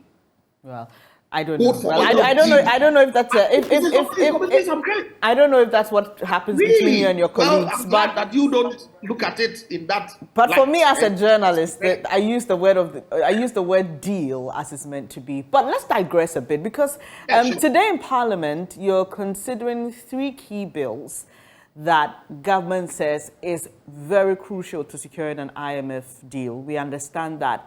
These bills were actually introduced when the budget was read, and there was some expectation that it could be fast-tracked to help government achieve its aim. But that hasn't happened yet. What are expectations today as you and your colleagues on the other side, that's the minority caucus, debates those bills? I expect that reason will prevail, that we all will work together and put the national interest first. Because we gone through a lot as a country, especially in 2022, where because of actions and or inactions, and I always keep blaming Parliament, because if we breach the Public Financial Management Act with impunity, like we did with respect to the passage of the e-levy, which then cascaded to the downgrades that we saw and the failure of the e-levy to perform, which then resulted in government taking the decision to go to the IMF. Because if we were able to raise the revenue on our own to pay for the bills that we had incurred in the past, which then had put our economy in the state that we were in at the time, we probably would not be going to the IMF. But we are where we are, and the conditions, prior actions that would enable us get a successful IMF program includes these revenue measures. And so it will be surprising to me that our friends in the minority who cried loudest that go to IMF, go to IMF, go to IMF, knowing very well that there will be conditions that we needed to meet. Government said, oh, let's try and do it on our own. Let's do some burden sharing and try and resolve this issue on our own, because we know what it is that would happen to us when we go to IMF, the conditions that they will impose. They still insisted that, put all those things aside and go to IMF. It would be surprising to me that they would turn around today and say that. They are not going to support the prior actions that will enable you have a successful IMF deal done. And so, like I said, I expect that we'll put the national interest first. We'll look at the issues, have a dispassionate, bipartisan conversation. Obviously, my understanding from the commentary that we heard from some of their party leadership, there's a certain whip system being placed,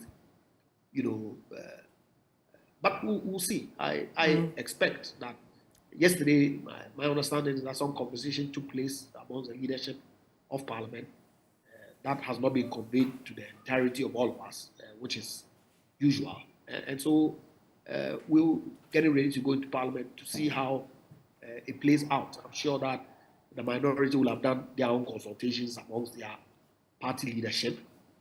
We scheduled a caucus meeting of our own side as well. I'm sure we're going to be briefed about happenings, about what transpired yesterday at the meeting. And then we'll move on from there.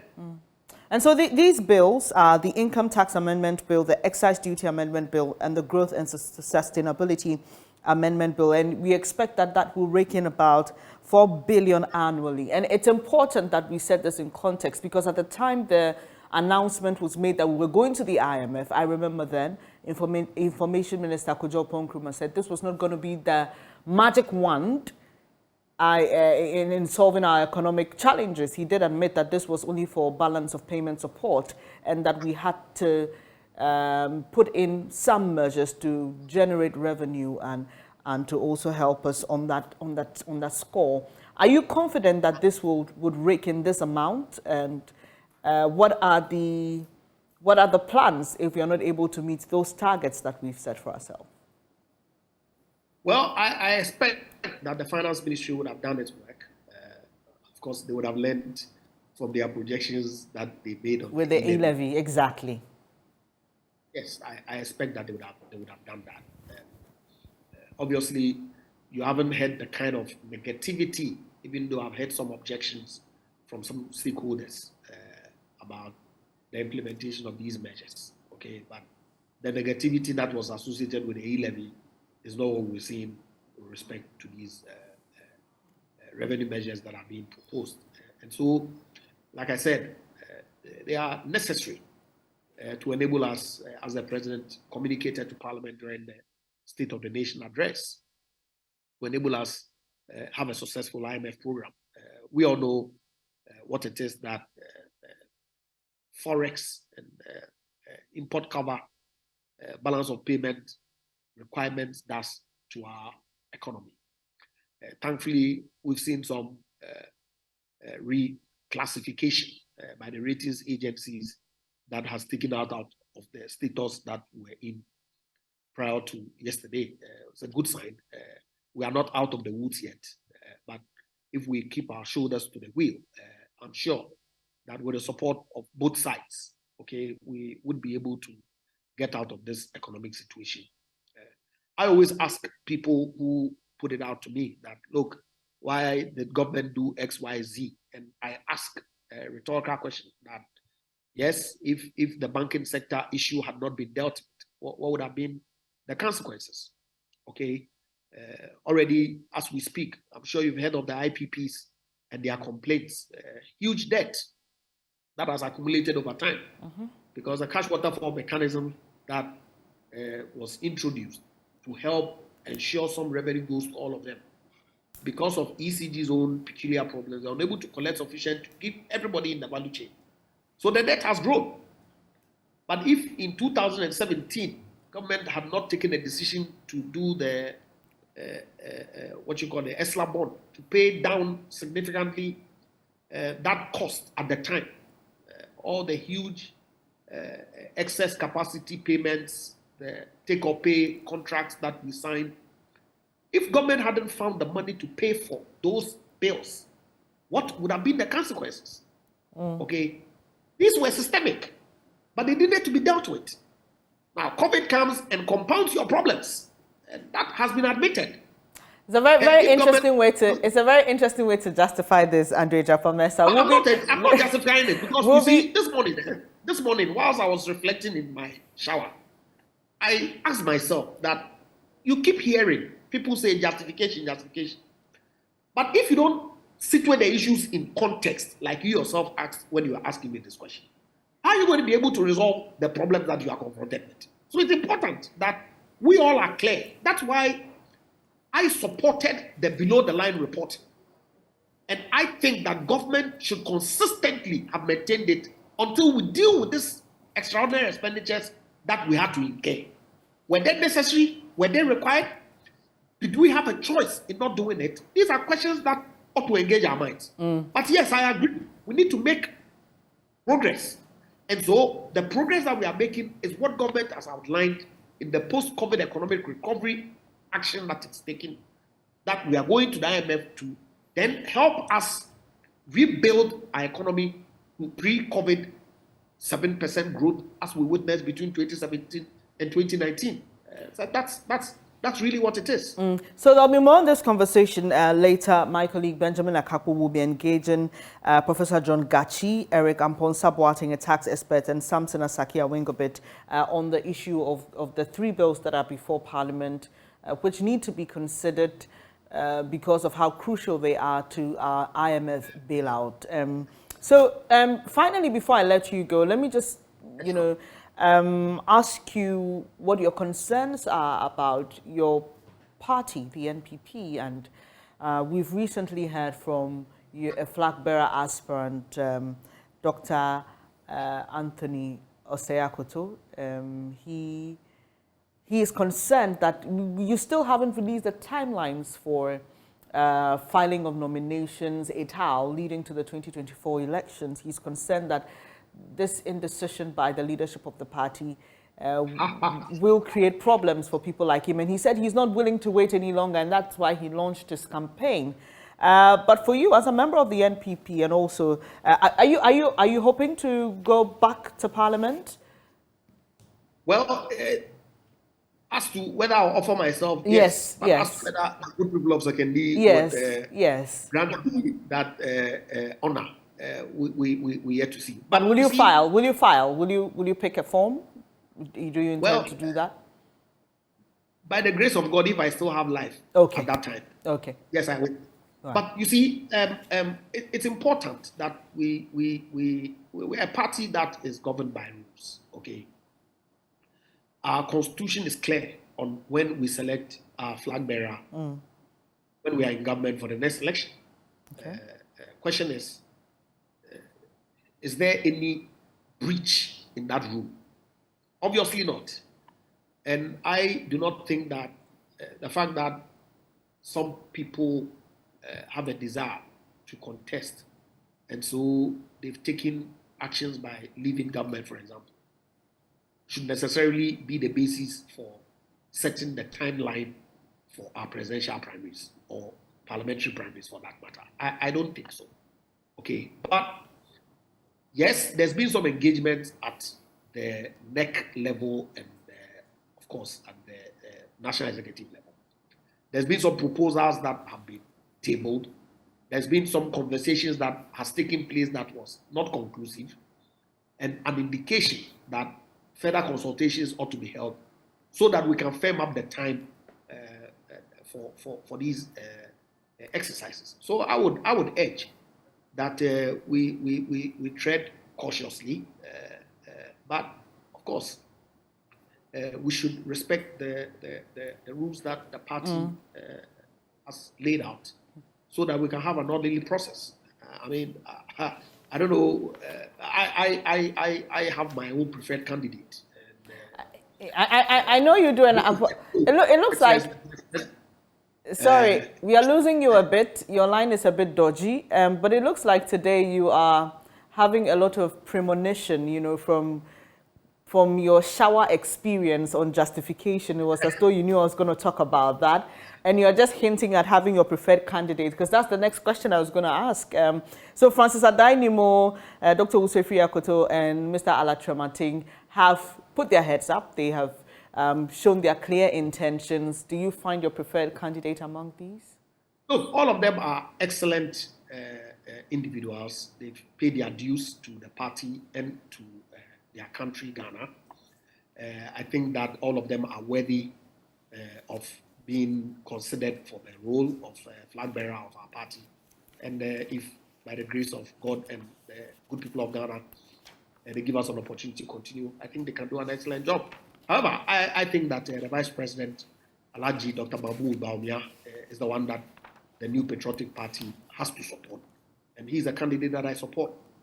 Of course, if he decides to contest, and I don't have any doubt that when the window is open, he will throw in, his desire as well in the mix, so our delegates can consider. But for myriad of reasons, and I've publicly stated so. I believe on your sister station, Asempa, I said that I think that he has what it takes. The NPP itself is projected in a certain light. we need to, as it were, deal with that.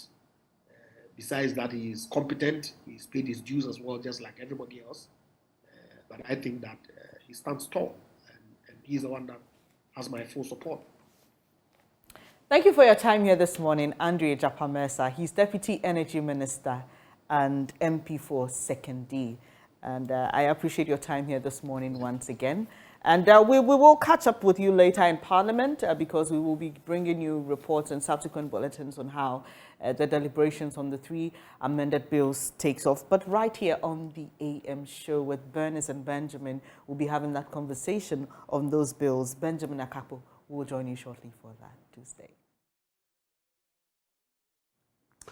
Welcome back on the AM show. And after all that talk about the energy sector, let's focus on levies and taxation. Generally, that's how we raise money for our economy. But are we overdoing it? Are we taxing ordinary Ghanaians into the ground, as some have suggested? Well, the minority in Parliament has said that it is not going to support the 3 new revenue bills that are going to be tabled on the floor of Parliament.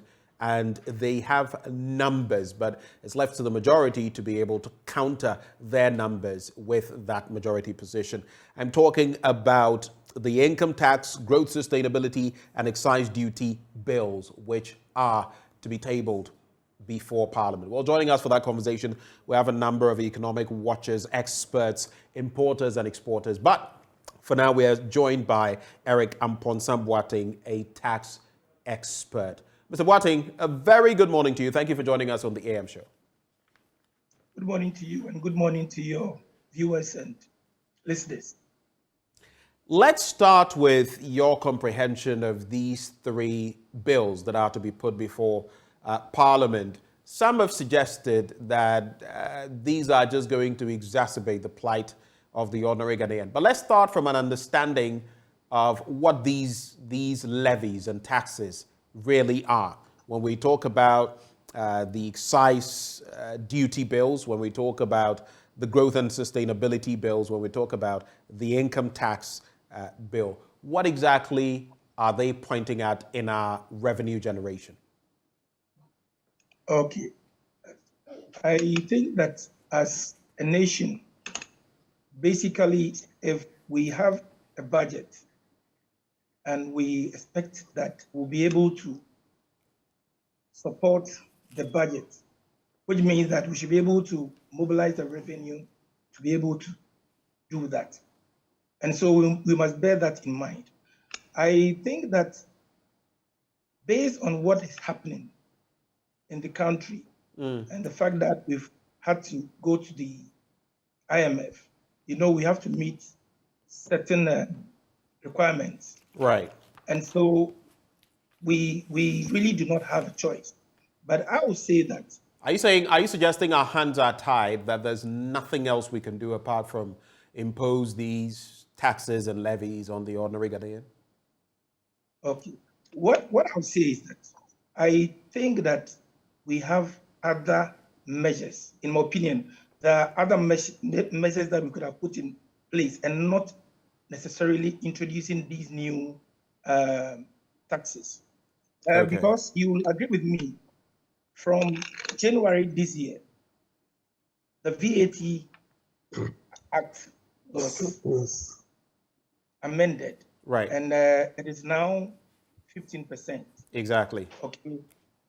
And already businessmen, businesswomen, institutions, everybody's complaining. Okay, so what it means is that your price is going to be high. And when your price is high, you will agree with me that nobody would want to buy from you. Right. And what happens is that people are now going to do what we do not expect them to do. For example, I know. And we've seen some of that. Some people, even at the major outlets, trying to avoid, these taxes. So what is happening is that the VAT is not even standardized. Okay. And so if I want to buy a phone, let me give this example. Right. If I want to buy a phone, I can just drive to Circle, okay, and buy the phone. I do not pay any VAT on it. And so even for those who were or who are retailers and they were on the flat rate, because of the amendment of the VAT Act, which said that if your turnover for a year is more than 500,000 Ghana cedis, automatically you should switch from the flat rate to the standard rate. And so already those retailers were suffering. Okay, and now from January this year, you've had to increase the VAT by 2.5%. And so already businesses are suffering. And then you are adding up. I think that we could have put in other measures instead of introducing these new taxes.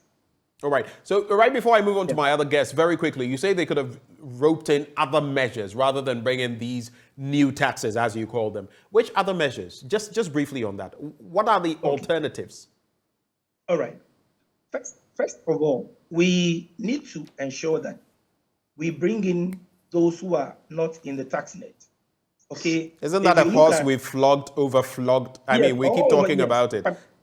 Yes. Because if you look at our tax to GDP, it is about 12.5%. But if you take sub-Saharan Africa, it is about 22%. What it means is that a lot more persons are not paying their taxes.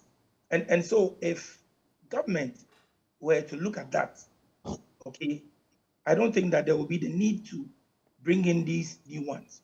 Because I see at the end of the day, what is going to happen is that these businesses, if you're not careful, they become very uncompetitive. Okay, and therefore they tend to lose out on the market. And when that happens, it means that eventually they are going to collapse. So I will ask us all, is it better for these businesses to be in operation and at least even pay the corporate taxes, the PAYE, the withholding and all that, instead of them folding up where we will lose virtually everything? The other thing that I think that we need to do is to ensure tax compliance. And I think that, yes, of late the GRA has done well, but I think there's a lot more that they can do. The education is not there.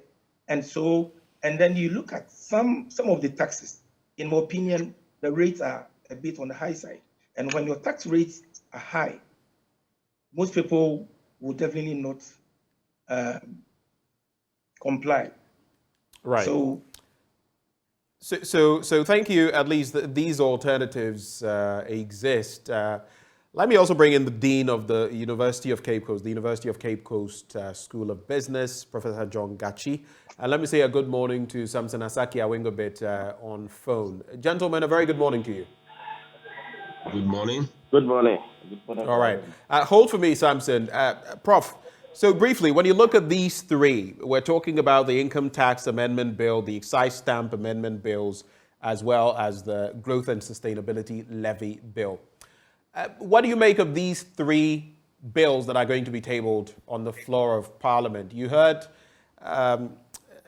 my initial guest, Eric Boateng, make the point that there are alternatives that we could have used. Are you in agreement with him? Well, I do agree with him largely. And I also want to add that we want to raise revenue. But if you just focus on raising revenue without paying attention to the effect that the mode of raising revenue will have on your citizens, on your businesses, the competitiveness of your businesses with other businesses, especially within the sub-region, then you got it wrong. I say so because if you look at the category of people that the stabilization levy is going to be levied on, You see the category A, you see banks there, banks, financial institution, insurance company, telecommunication, in that order, up to electronic money transfer, shipping companies, etc. Number one, is it not the same government that is telling us the effect that the debt exchange program will have on the banks, that some of them will lose capital, some of them will have liquidity challenges, some of them may not be strong?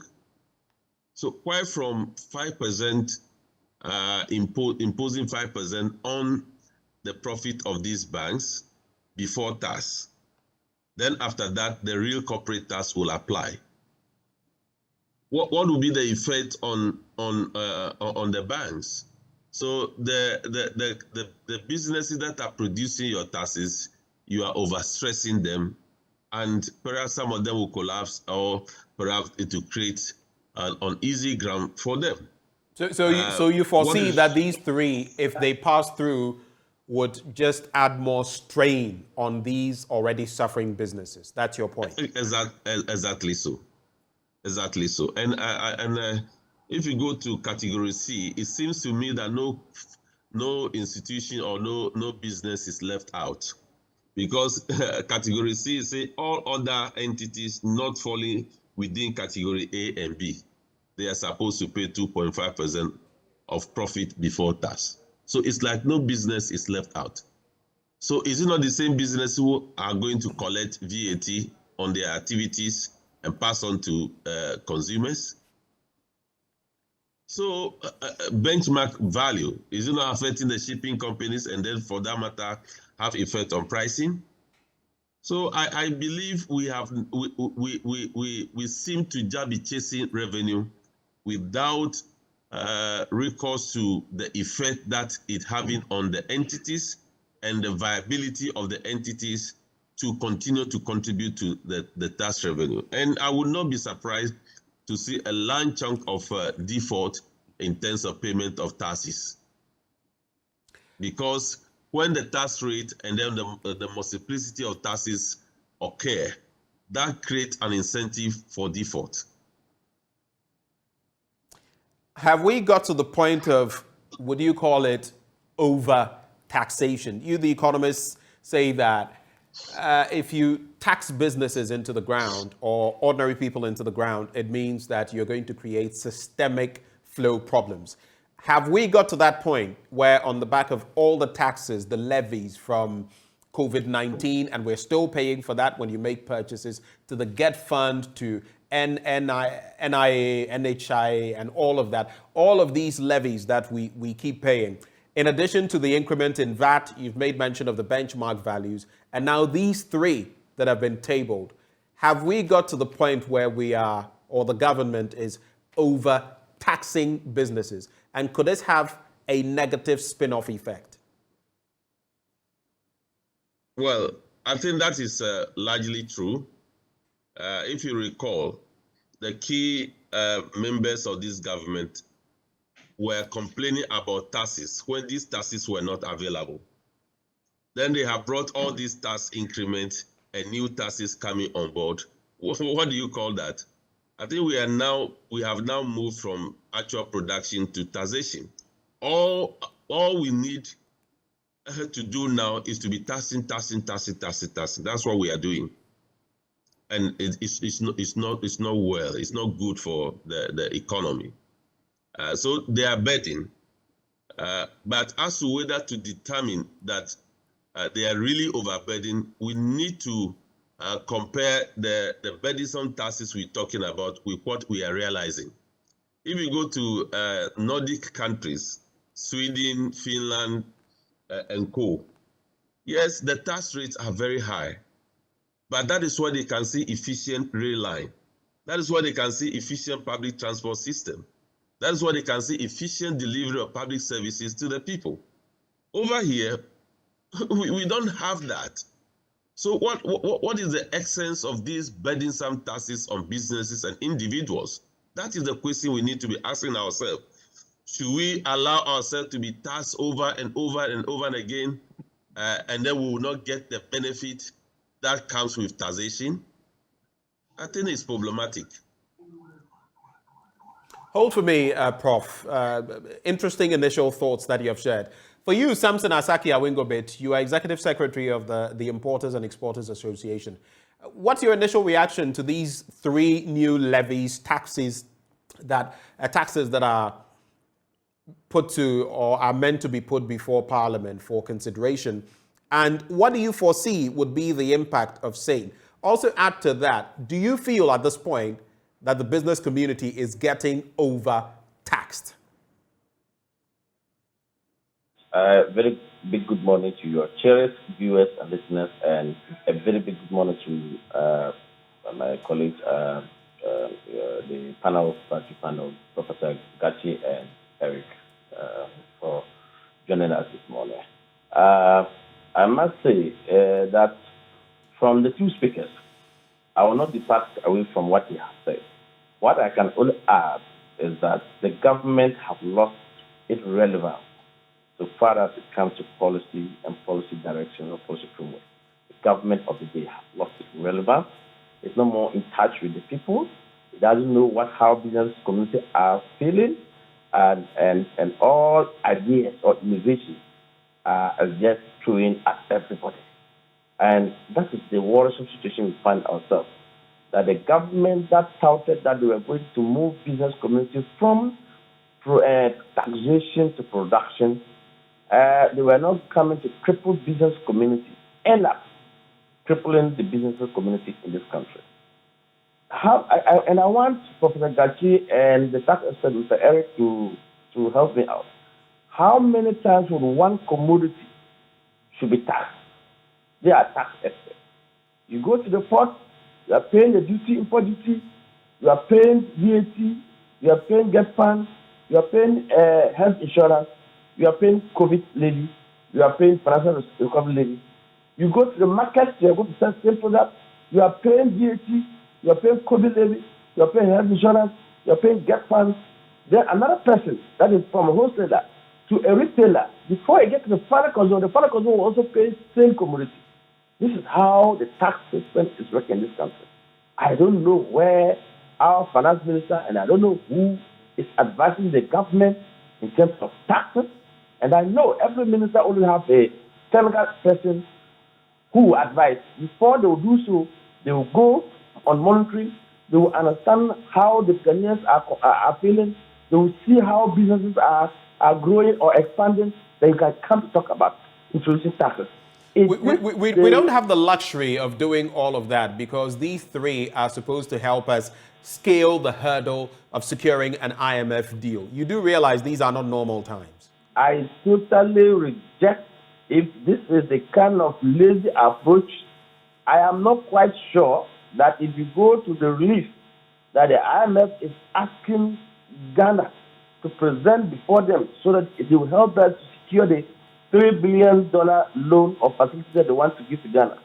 I am not quite sure IMF is asking the same government that go back and cripple your business community and come, or put them to prison and come before I give. They are saying go back and ensure that your debt, among others, reach sustainable levels. These are some of the ways of getting to that end. And I am sorry, then just let us go down on our own. This is not the way IMF will want to treat people of Ghana. I am completely very flabbergasted. I am disappointed. And I strongly believe that in all the 3 bills laid in Parliament now have been totally rejected. And that is why my outfit is asking the members, the revered members of Parliament, both the minority and the majority, to totally reject this approach of taxes that government wants to impose on. You are telling people that you will tax them 5% profit before tax.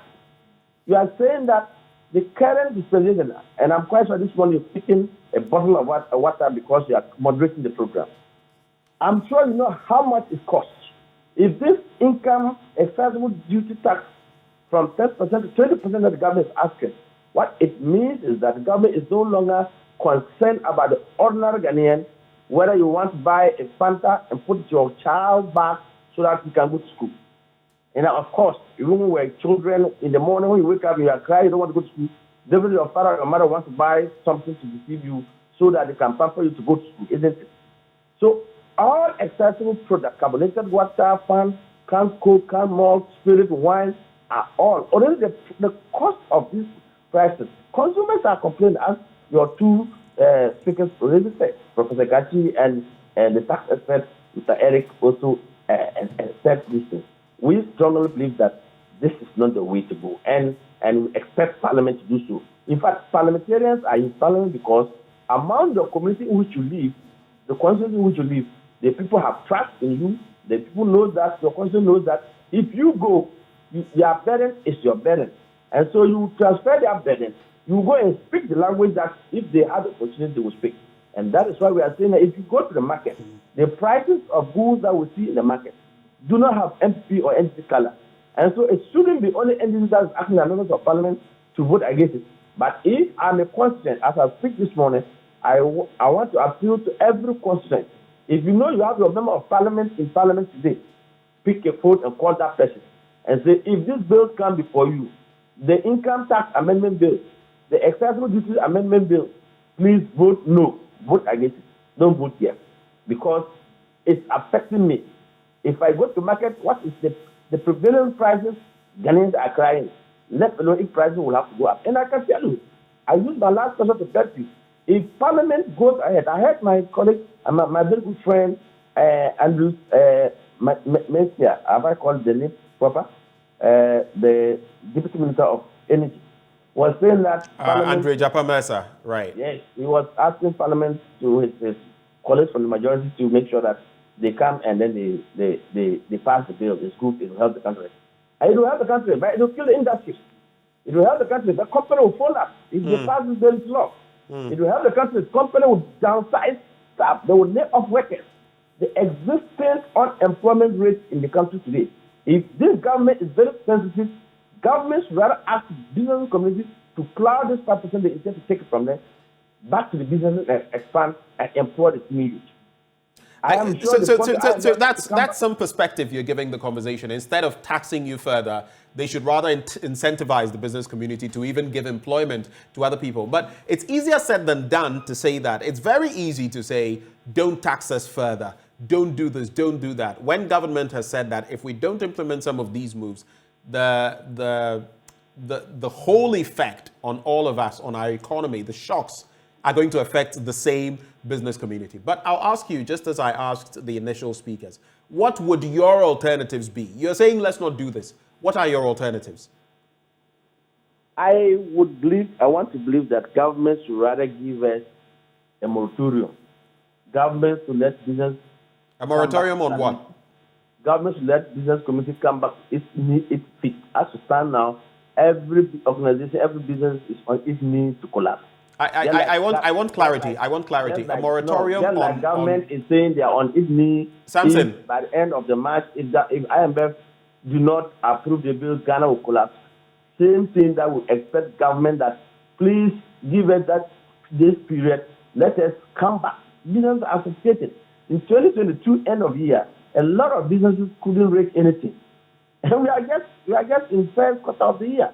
And you've already slap 2% VAT. That cut across. In the pot, it's now 50%. Plus, get fund health insurance is increasing our cost of doing business in the pot. In the market, too, it's introduced same taxes components in the market. And in my intro, I need to understand that how many times would one pay per a product? How many times should government account tax? For those, Professor Gachi and the gentleman, Mr. Eric, are all tax experts or are all financial experts.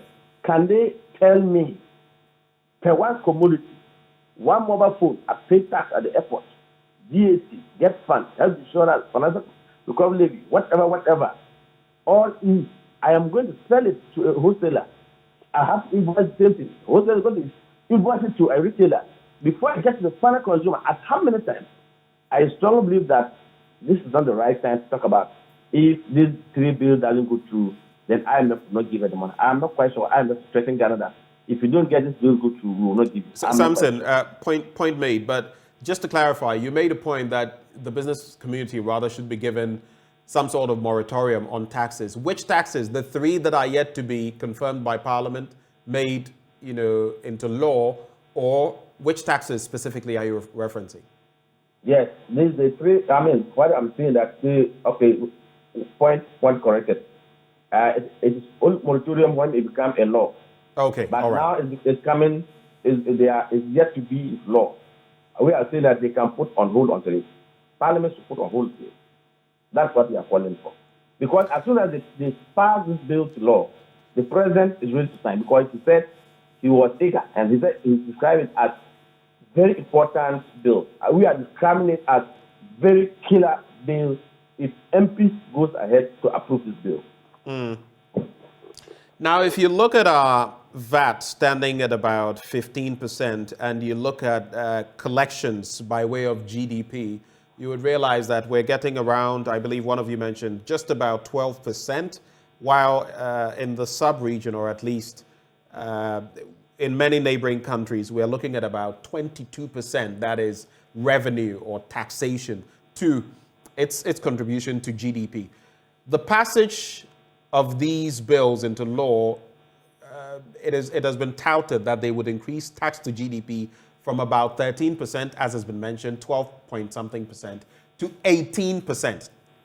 I'll ask you, Mr. Boateng, is that not a good thing? And does that not mean that willy-nilly, like it or not, some way, somehow, we have to find a way of implementing these taxes? I think losing sight of the fact that, yes, we need to be able to raise the revenue, but we should ask ourselves, in trying to do that, is it going to help our businesses to grow and expand the GDP? We are also looking at even the fact that we also have to look at the expenditure side, because if you're able to rake in so much revenue and you probably don't spend the money well, at the end of the day, you're going to go back to square one. Yes, those who are saying that when we implement these new taxes, it's going to raise the tax to GDP ratio from the 12.5 to about 18%. My question to them is that the only way out? No, I don't think that is the only way out. Of the three, there's only one that I'll go for it, which is the one on the excise duty, because at least, first of all, it's going to help us to be able to at least keep the foreign exchange that we would have used to import those wines and bottled mineral water and all of that. Secondly, because those people are going to bring them in, if the tax rate is high, I think that, well, you're going to rake in the needed revenue. And at the same time, it's also going to ensure that even those who go into smoking of those cigarettes that we deem harmful, and that is even affecting us in terms of our health. So for the three, I'll probably go in for this one. But I'm saying that for the others, the other two, I don't think that we have to introduce them now, because there are alternatives, which I have mentioned. One of them is even to ensure that the loopholes, as we speak, there are some loopholes in the tax laws. I cannot sit here on TV and then mention all of them.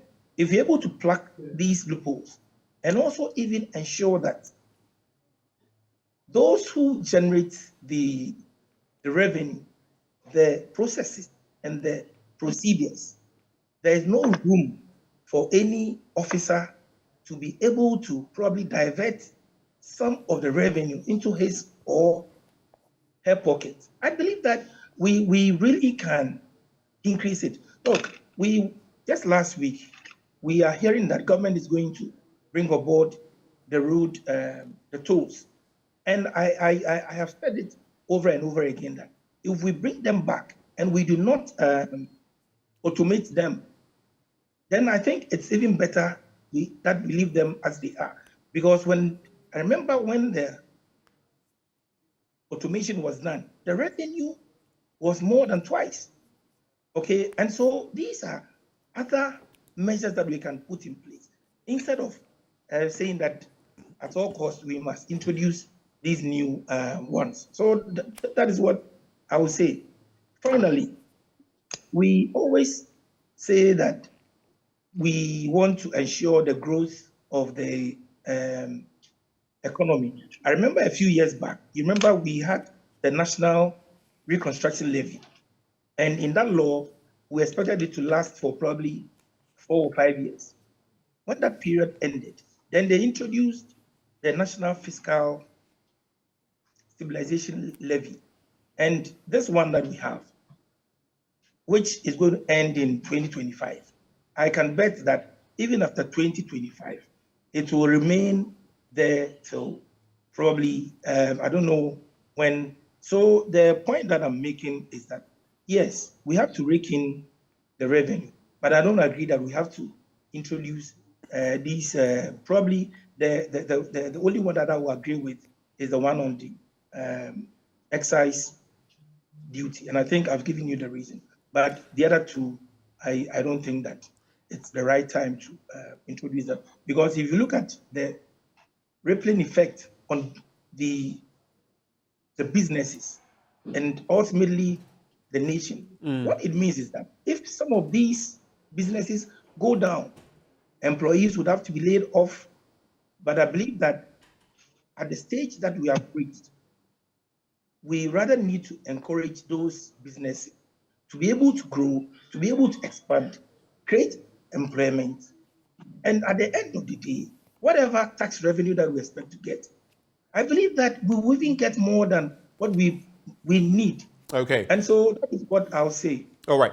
Do hold for me. You made an important point that I was going to throw into the gauntlet for all of you.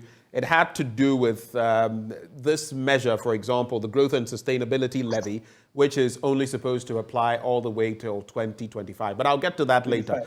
Prof, I want, Professor Gachi, for you to look at this. It has been mentioned by the Finance Ministry that these new taxes will enable us complete 4 out of 5 agreed prior actions in the SLA, the staff level agreement. Then there's also talk about these being crucial for our economic recovery from this crisis. Do you disagree with that point? And I would also like you to add, is there any one of these taxes that you feel, if you had to pick one out of the 3, you would go for? Would you also go for the excise tax? So those 2 questions. Okay, thank you. The excise tax, I think it is explained as though it's going to create space and environment for production. But the idea is just to raise revenue. And I believe people have their choices. I do agree that things like cigarettes and those harmful products, when you put taxes on it, it limits the consumption, etc. Right. But the purpose of the excise duties is just to raise revenue. It's not to create an environment for production. And that is the reason why I don't think we need that. What we need now, what to incentivize production. See, you cannot be dealing with an economic crisis where you focus on only the fiscal measures without providing the space to ignite production. So when you do that, the problem will not be resolved. Remember, you will get to a point you will be comparing your numbers with your GDP. It is production that will generate the GDP. And so far, I've not seen the production aspect of solving our problem. So we can use taxes as an incentive, and we can use taxes as a way of raising revenue. We need to balance that out, and I don't see the balancing out in the measures that have been put in place. I am aware that the fiscal stability levy is going to further affect negatively the books of our banks, the books of our telcos, the books of money transfer companies, etc. It's going to bring a lot of transfer of this burden to the consumers. So I don't see why we should continue to engage in this kind of taxes that we are talking about. So I'm not encouraged by that. I would not support that. I think we can do better than what we are doing currently. Let's look at the promise that, look, for some of these, they are only temporary measures.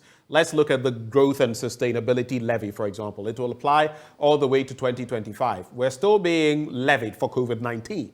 And many people will tell you the COVID-19 bit is practically, in fact, I think the World Health Organization has been considering removing that status that it has had as a pandemic and considering it something like the recurrent annual flus that we have every year. Yet we're still being taxed for it. If you go to the Get Fund levy, for example, we're taxed for it. A lot of the sums of money. In fact, this year, less than 40% of what is taken from you and from me, from ordinary Ghanaians, when we make purchases, when we go and eat in certain places, it will not go into the Get Fund. So it gets some of us wondering, can we trust government when it says this is only going to be a temporary measure? Because we've seen temporary become almost permanent. What's your take? Well, you have just answered the question. We talk about a form of stability levy in the past.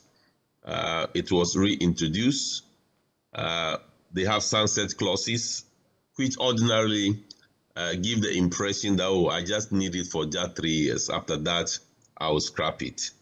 But what we see is that after the end of the period, it is being repackaged in another name, or it's being repeated in the same name, just as we are seeing this growth and so and so thing that we are talking about. It's just the same thing. So the history doesn't show that we actually exit when the maturity or the expiring date comes. So I'm not sure we can trust government about that. And again, when you are talking about taxes, the moment the tax is established and you can gauge the revenue that is bringing, it becomes very difficult to put it away. And that is what is actually disturbing our government. Let me bring in Samson now, especially from the importers and exporters end. When you look at these two bills, and in the end, I also want you to tell me, if you had the choice, which one of the three would you pick? But before that, when you look at the Excise Duty Amendment Bill 2022, the object is to revise the excise tax rates for cigarettes and other tobacco products to conform with the ECOWAS protocols and raise revenue to mitigate the harmful effects of these excisable products. It's a step in the right direction, right? Then you look at the growth and sustainability levy, which is to raise revenue for growth and fiscal sustainability of the economy, especially when you look at the excise duty on cigarettes and tobacco products. What do you have to say about that? Okay, thank you very much. To answer that one, let me just add where Professor Gatti just left. Are you aware that there was this tax called special import levy, 1% and 2%? When the government came in first year, 2017, the government abolished the 1% and brought it back as a COVID levy. Okay? Then two, do you know that the 2% special levy is still running? Meanwhile, this was a sunset clause. It was asked for extension in 2017. 2018, it was asked for extension. Up to this, as I speak with you, the 2% special levy is still running in our books. So yes, we cannot believe, we don't trust the government again, because the government will speak A in the morning and speak B in the evening. And so I cannot, and I, my group, all does not trust the government anymore. That the government will promise us this and that. I'm dwelling on something. This first slide that you just read, or this first paragraph that you just read concerning the excise taxes, you see that you hammered on cigarettes and other tobacco products, isn't it? Right. But the excise duty taxes, let them get or the excise duty, so to let them get this bill go through. You will see that the carbureted drains, and everything that I've mentioned, the water and other things, all will be added on. And so look at them, read their lips. They will tell you this. I mean, what didn't the finance minister told us? You will not go to IMF. Is you know what in IMF today? He told us E-level was the panacea. Even national budget, we do not see finance minister spending money to go to town hall meetings. But E-levy, finance minister went to town hall meeting. Do we account to us how much was spent on the town hall meeting and how much has been accrued? They spent more than even what was accrued. So this finance minister, I don't trust him today. I don't trust him tomorrow. He said A and do B. If you had to choose, the finance minister promised us that they were going to give us before total reversal of benchmark values. They were going to set up an ad hoc committee, and that ad hoc committee will see to it when they were reversing the rest of the percentage. They did not. That ad hoc committee was never and ever set up between we, the business committee, and the finance minister. So I don't trust the finance minister. This is the second time I'm telling you this. So if you ask me which tax I will choose among the three, I am saying all the three tax should put on hold now. They should not go through the bill, let alone passing it for the president. But let me push you. If you were told 3 versus 1, we either slap you with the 3 or you choose 1. Which one would you choose? The business committee are already sophisticated on excise-able duties, taxes. Right. It's not a new tax that we are talking about. Right. They are upping it. They are increasing the rate of it. The new tax which is there is the only 5% profit before tax. That's the new. But all right. The other tax, it is not new. It is already there. I guess whether manufacturers or importers, they are already paying excise-able duty. So, my brother, it's not something that they now want to introduce, and we are raising red flags. And we are being responsible. We do not want to sit aloof, allow Parliament to go through and pass this bill for it to become law. And when GRA now wants to implement, then GRA will come to us that they want to engage us. And when we are raising the red flags, then they will tell us that they are just implemented, they are not policymakers. Hence, we are saying that the people who have the right, other than that, business community, those who will be able to cope with it, assuming without admitting that it be passed to bill today, and the president signed it, and GRA is implementing it. What is going to happen is that the current cost of goods in the market now will have to go up by those 30%. The 20% that the government intends to do, and the 5% that the government intends to introduce on the sustainable, the growth levy, or whatever the growth sustainable, whatever that is determined. I am saying that enough is enough. I don't think that is the only way to get IMF approve our credit facility for us. There are other modes and other means that vehicle that they can use. This vehicle, the government goofed big time. And that is why we are being responsible to say we are raising the issue, because if you go to the market, you do not know, we do not have empty market, we do not have empty market. We have one market, common market. You go there, I go there, Professor Gaji goes there, Professor Boateng goes there. All of us, we go to that same market, and we know the prices of goods, and we know how Ghanaians are complaining. As we speak, the exchange rate is still a problem to us. Inflation, 52 or 50. Should we knock our chest and say Ghana has done well? No. Go to port. The rate at which importers are paying duty. You think we are happy? Total reversal of benchmark values has shot up duties, and because of that, many importers have diverted their cargo to Africa and Lomé, and our port is empty. Are we happy about that? Right. I don't think so. Right. The government will have to set up. And these are points that have been made. I remember you making that specific point about the diversion of imports, from different ports or to different ports from our own, and what that would mean in terms of revenue losses as well. One thing is clear: there is a thread that if we had to implement this, at least the commonality or the agreement would be that we go for the excise duty, but the rest would not be on the table. But Samson, just to clarify, you've also made it clear that you do not want either one of them or any one of them on board, because already the business community is heavily burdened. Before I take your final comments, gentlemen, I'd like to find out from you. So where are we now on the trajectory? Because mind you, the vice president, and when this administration started, the economic management team, they touted that they would move us from taxation to production. I dare say that now we are mired even more in taxation compared to even that. No, hold on, Samson. This one is not for you. It's for Eric. I'll come to you on that same point. As a tax expert, what do we do to turn this around? When you look at our businesses, 1D, 1F doesn't seem to be pulling its weight. So how do we reverse the trend and start getting more productive and less taxative, if you like? How do we do that? I'll start with you, Eric. Thank you very much. You remember in 2017 when this government took over, I remember very well that they dealt away with what they called, or what we called, nuisance taxes. But eventually, they found their way back. The issue, I think that, you see, I've always said that if you want to introduce any new tax, you need to engage the stakeholders. We are talking about the businessmen, the tax experts, all those people that this tax is going to have an effect on. And I believe that when they make an input into it, then, for example, they can agree on the rate of the tax, which, in my opinion, is very, very, very important, because that will determine the level of compliance.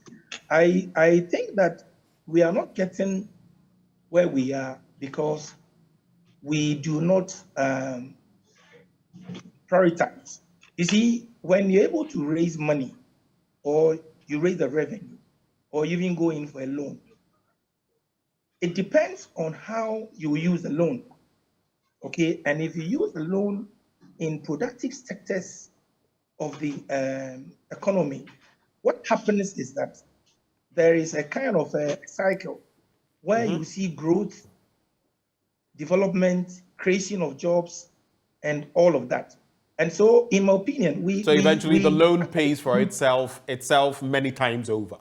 Very good, yes. And so I think that we also have to look at expenditure. There are some areas that we spend money on, and sometimes I get sad. Like which ones? For example, I would say that the celebration of Independence Day. I totally agree with you. Independence Day. Look, if we are to go and have a look at how much money was spent, meanwhile, it's a day that the school children had to march. Meanwhile, there are some school children, as we speak, they're in Ghana. They sit on the floor. They don't even have what do you call it? Chairs, desks. Desks. Whiteboards. Chalk, ordinary chalk, white chalk, and all that. Furniture. Okay, we have the school feeding program. We are not even able to feed them well. And so I think that we have misplaced our priorities. And if we do not go back to the drawing board as a nation and then look at exactly what we need to do, look at Article 71 holders. Why should somebody who is already in active service and was earning so much money still retire and earn the same, and also, in addition, take what ex-gratia.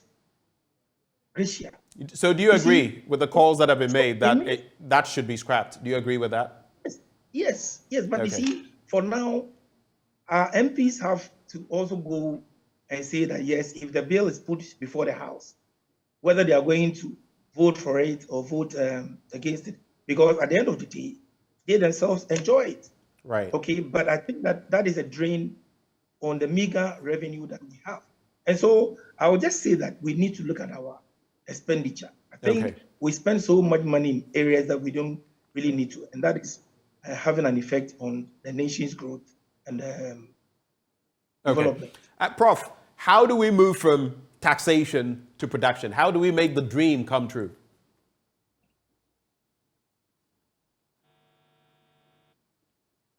Hello, Professor Gachi. Please unmute. Yeah, number one, it has to be a priority agenda for us to follow. If we design the agenda, then we can gradually follow through to move away from taxation and increase our commitment to production. And that we have deviated from that, and we are doing pure taxation issues to manage the economy. But the production aspect is crucial. So I believe we should have an agenda to move forward towards production. Okay. Samson, How do you think it can be, effected, especially as you are in there in the thick of things, in the engine room? How can it be done? Well, I think I've heard you talking about when the government began in 2017, the economic management team led by the vice president was starting on movement from production and stability into production. That was the way. That's why we saw the first budget, that showed the abolition of sugar and spare parts, the abolition of the 1% special levy. Just for us to see the mid-year budget review when it changed. But the point is, the problem is not the economic team. The problem is the finance minister. I can tell you, whatever is being discussed. The problem is not the economic management team. The problem is the finance minister. Is that what you're saying? Yes. They want, they are all under hope. They won't come and tell you they are challenges. But I can tell you, without fear or favor. Why is he the problem? The problem is the finance minister. As soon as he made up his mind on something, that is it. Nobody stopped him. Nobody advised him. That's the thing, because maybe it's only the president who probably will talk to him. And if the president talked to him in here, why is it that when the president met with Buddha before the 2023 budget presentation, remember that Kumasi was shut down, Accra was shut down, the president had to cut off some of his thoughts and he was even going to Eastern region that very week. He had to meet Kuta in the night and promise them heaven and earth. Just for us to see that the 2023 budget, there was an increase of the VAT from 12.5% to 16%, including another 2.5% a layer of tax. So if I'm telling you that it's from the finance minister, you have to understand where I'm coming from. I'm sitting in the engine room as you rightly described it. So I can tell you, if you have a finance minister who does not respect anybody, including his own colleagues ministers, that is where that's why he has brought the country to ground. He has grounded the country and is now running helter-skelter. And you think that to fix the country, you have to introduce 5% sustainability growth levy or whatever. You have to introduce accessible taxes by 10% to 20%.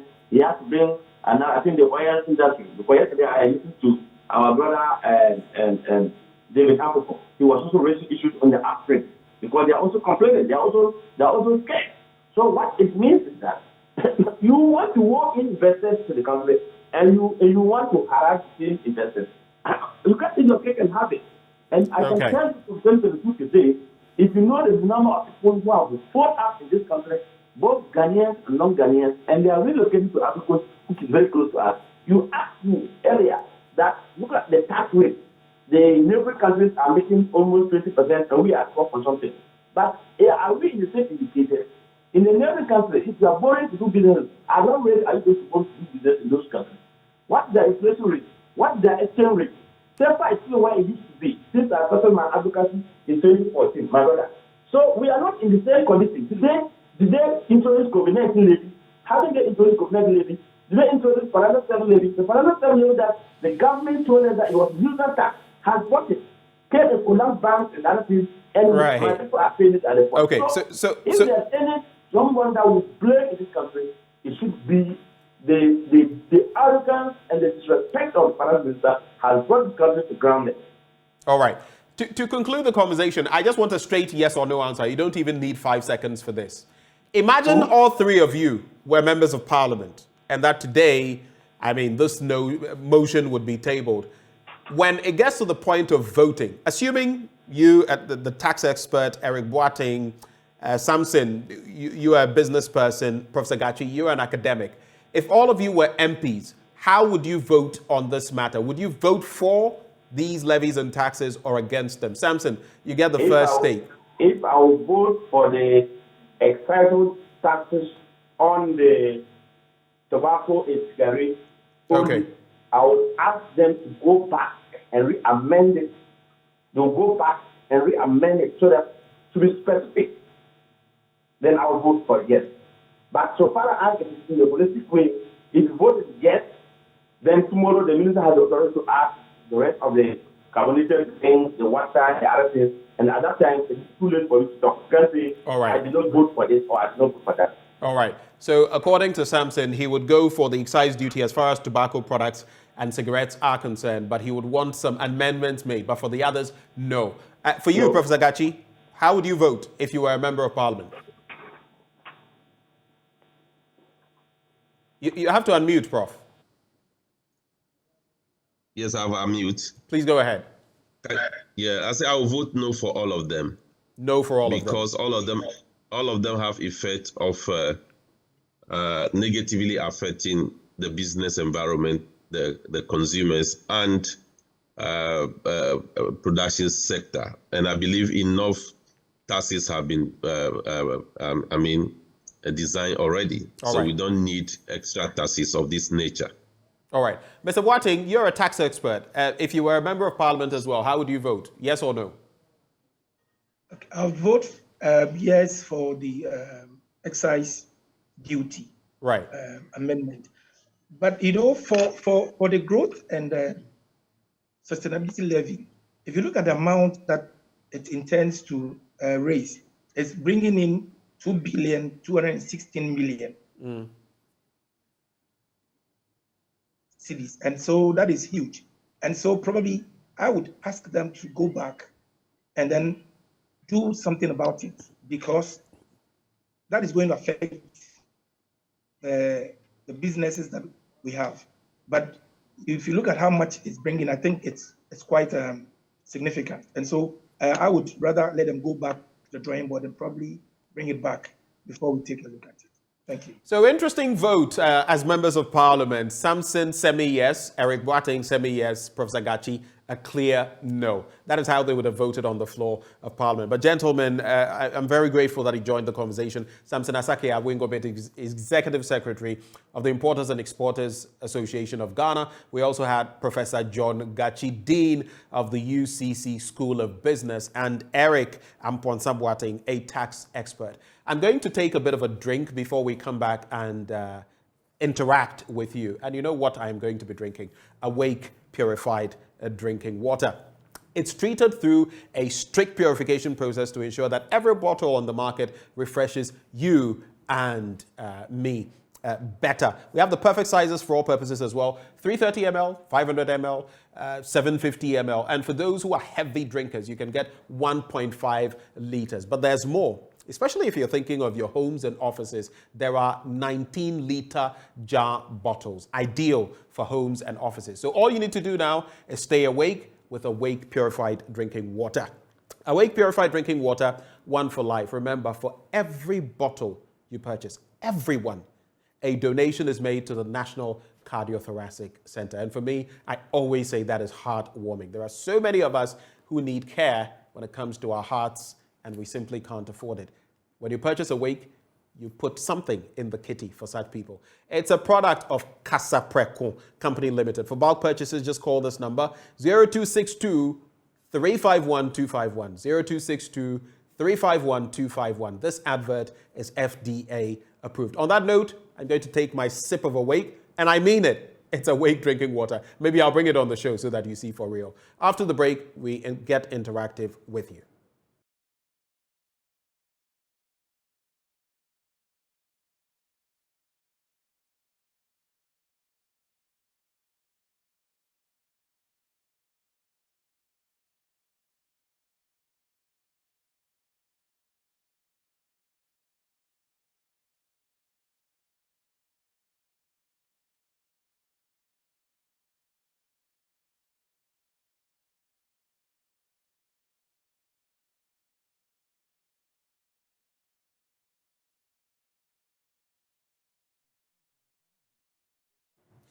Welcome back with Bernice and Benjamin on the AM show. Or you can call it the BB show as well.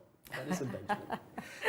We just have a little bit of time to get interactive with you. A lot to talk about, the bills and all of that. What's your take? Call that number, 0302 211 691. Bernice, and because we don't have a lot of time, when you call us, just go straight to the point. Straight to the just shoot. Let us know what your thoughts are. Today we've been talking about the Aka Energy deal and chipping in a bit on the ECG's revenue mobilization. Wild action. Yeah. And people have said they should go as far as the Jubilee House and others. And I'm like, hey. That would be a very strong statement. Strong statement. They can do it. Well, we have our first caller, Akonoba joins us. Hello, Akonoba. Let's hear you, please. Yeah, my lady. Good morning. My gentleman, how are you? I'm very well. Make the most of the time. Shoot. Come again, sir. I'm saying make the most of the time. Shoot, we don't have time. Okay, yeah, it's simple. The problem that we are in is self-inflicted. I don't understand why President Akakpo and Konobrata are having the attitude of being Ethiopia. It is self-inflicted. Even the German ambassador or the German envoy says that the president cuts down the size and the expenses of his government. Right. You want to bring these new taxes. If the minority is listening to me, they should reject it until the president realizes that he ought to reduce the expenses and the size of his government. They shouldn't approve any bill or any tax, because if they do that, the minority is still an indictment on them, and they shouldn't trust Konobrata. As for Konobrata, when you trust him, and the one another trust him, don't trust him at all. All right. Thank you. Thank you, Akonoba, for sharing your thoughts. I think it's reflective of what Samson Asaki said, among others, that too many times have we been told one thing, and then we realize it's the you approve it, and next thing you do, it's like the COVID-19 levy. I asked myself, why are we still paying that levy?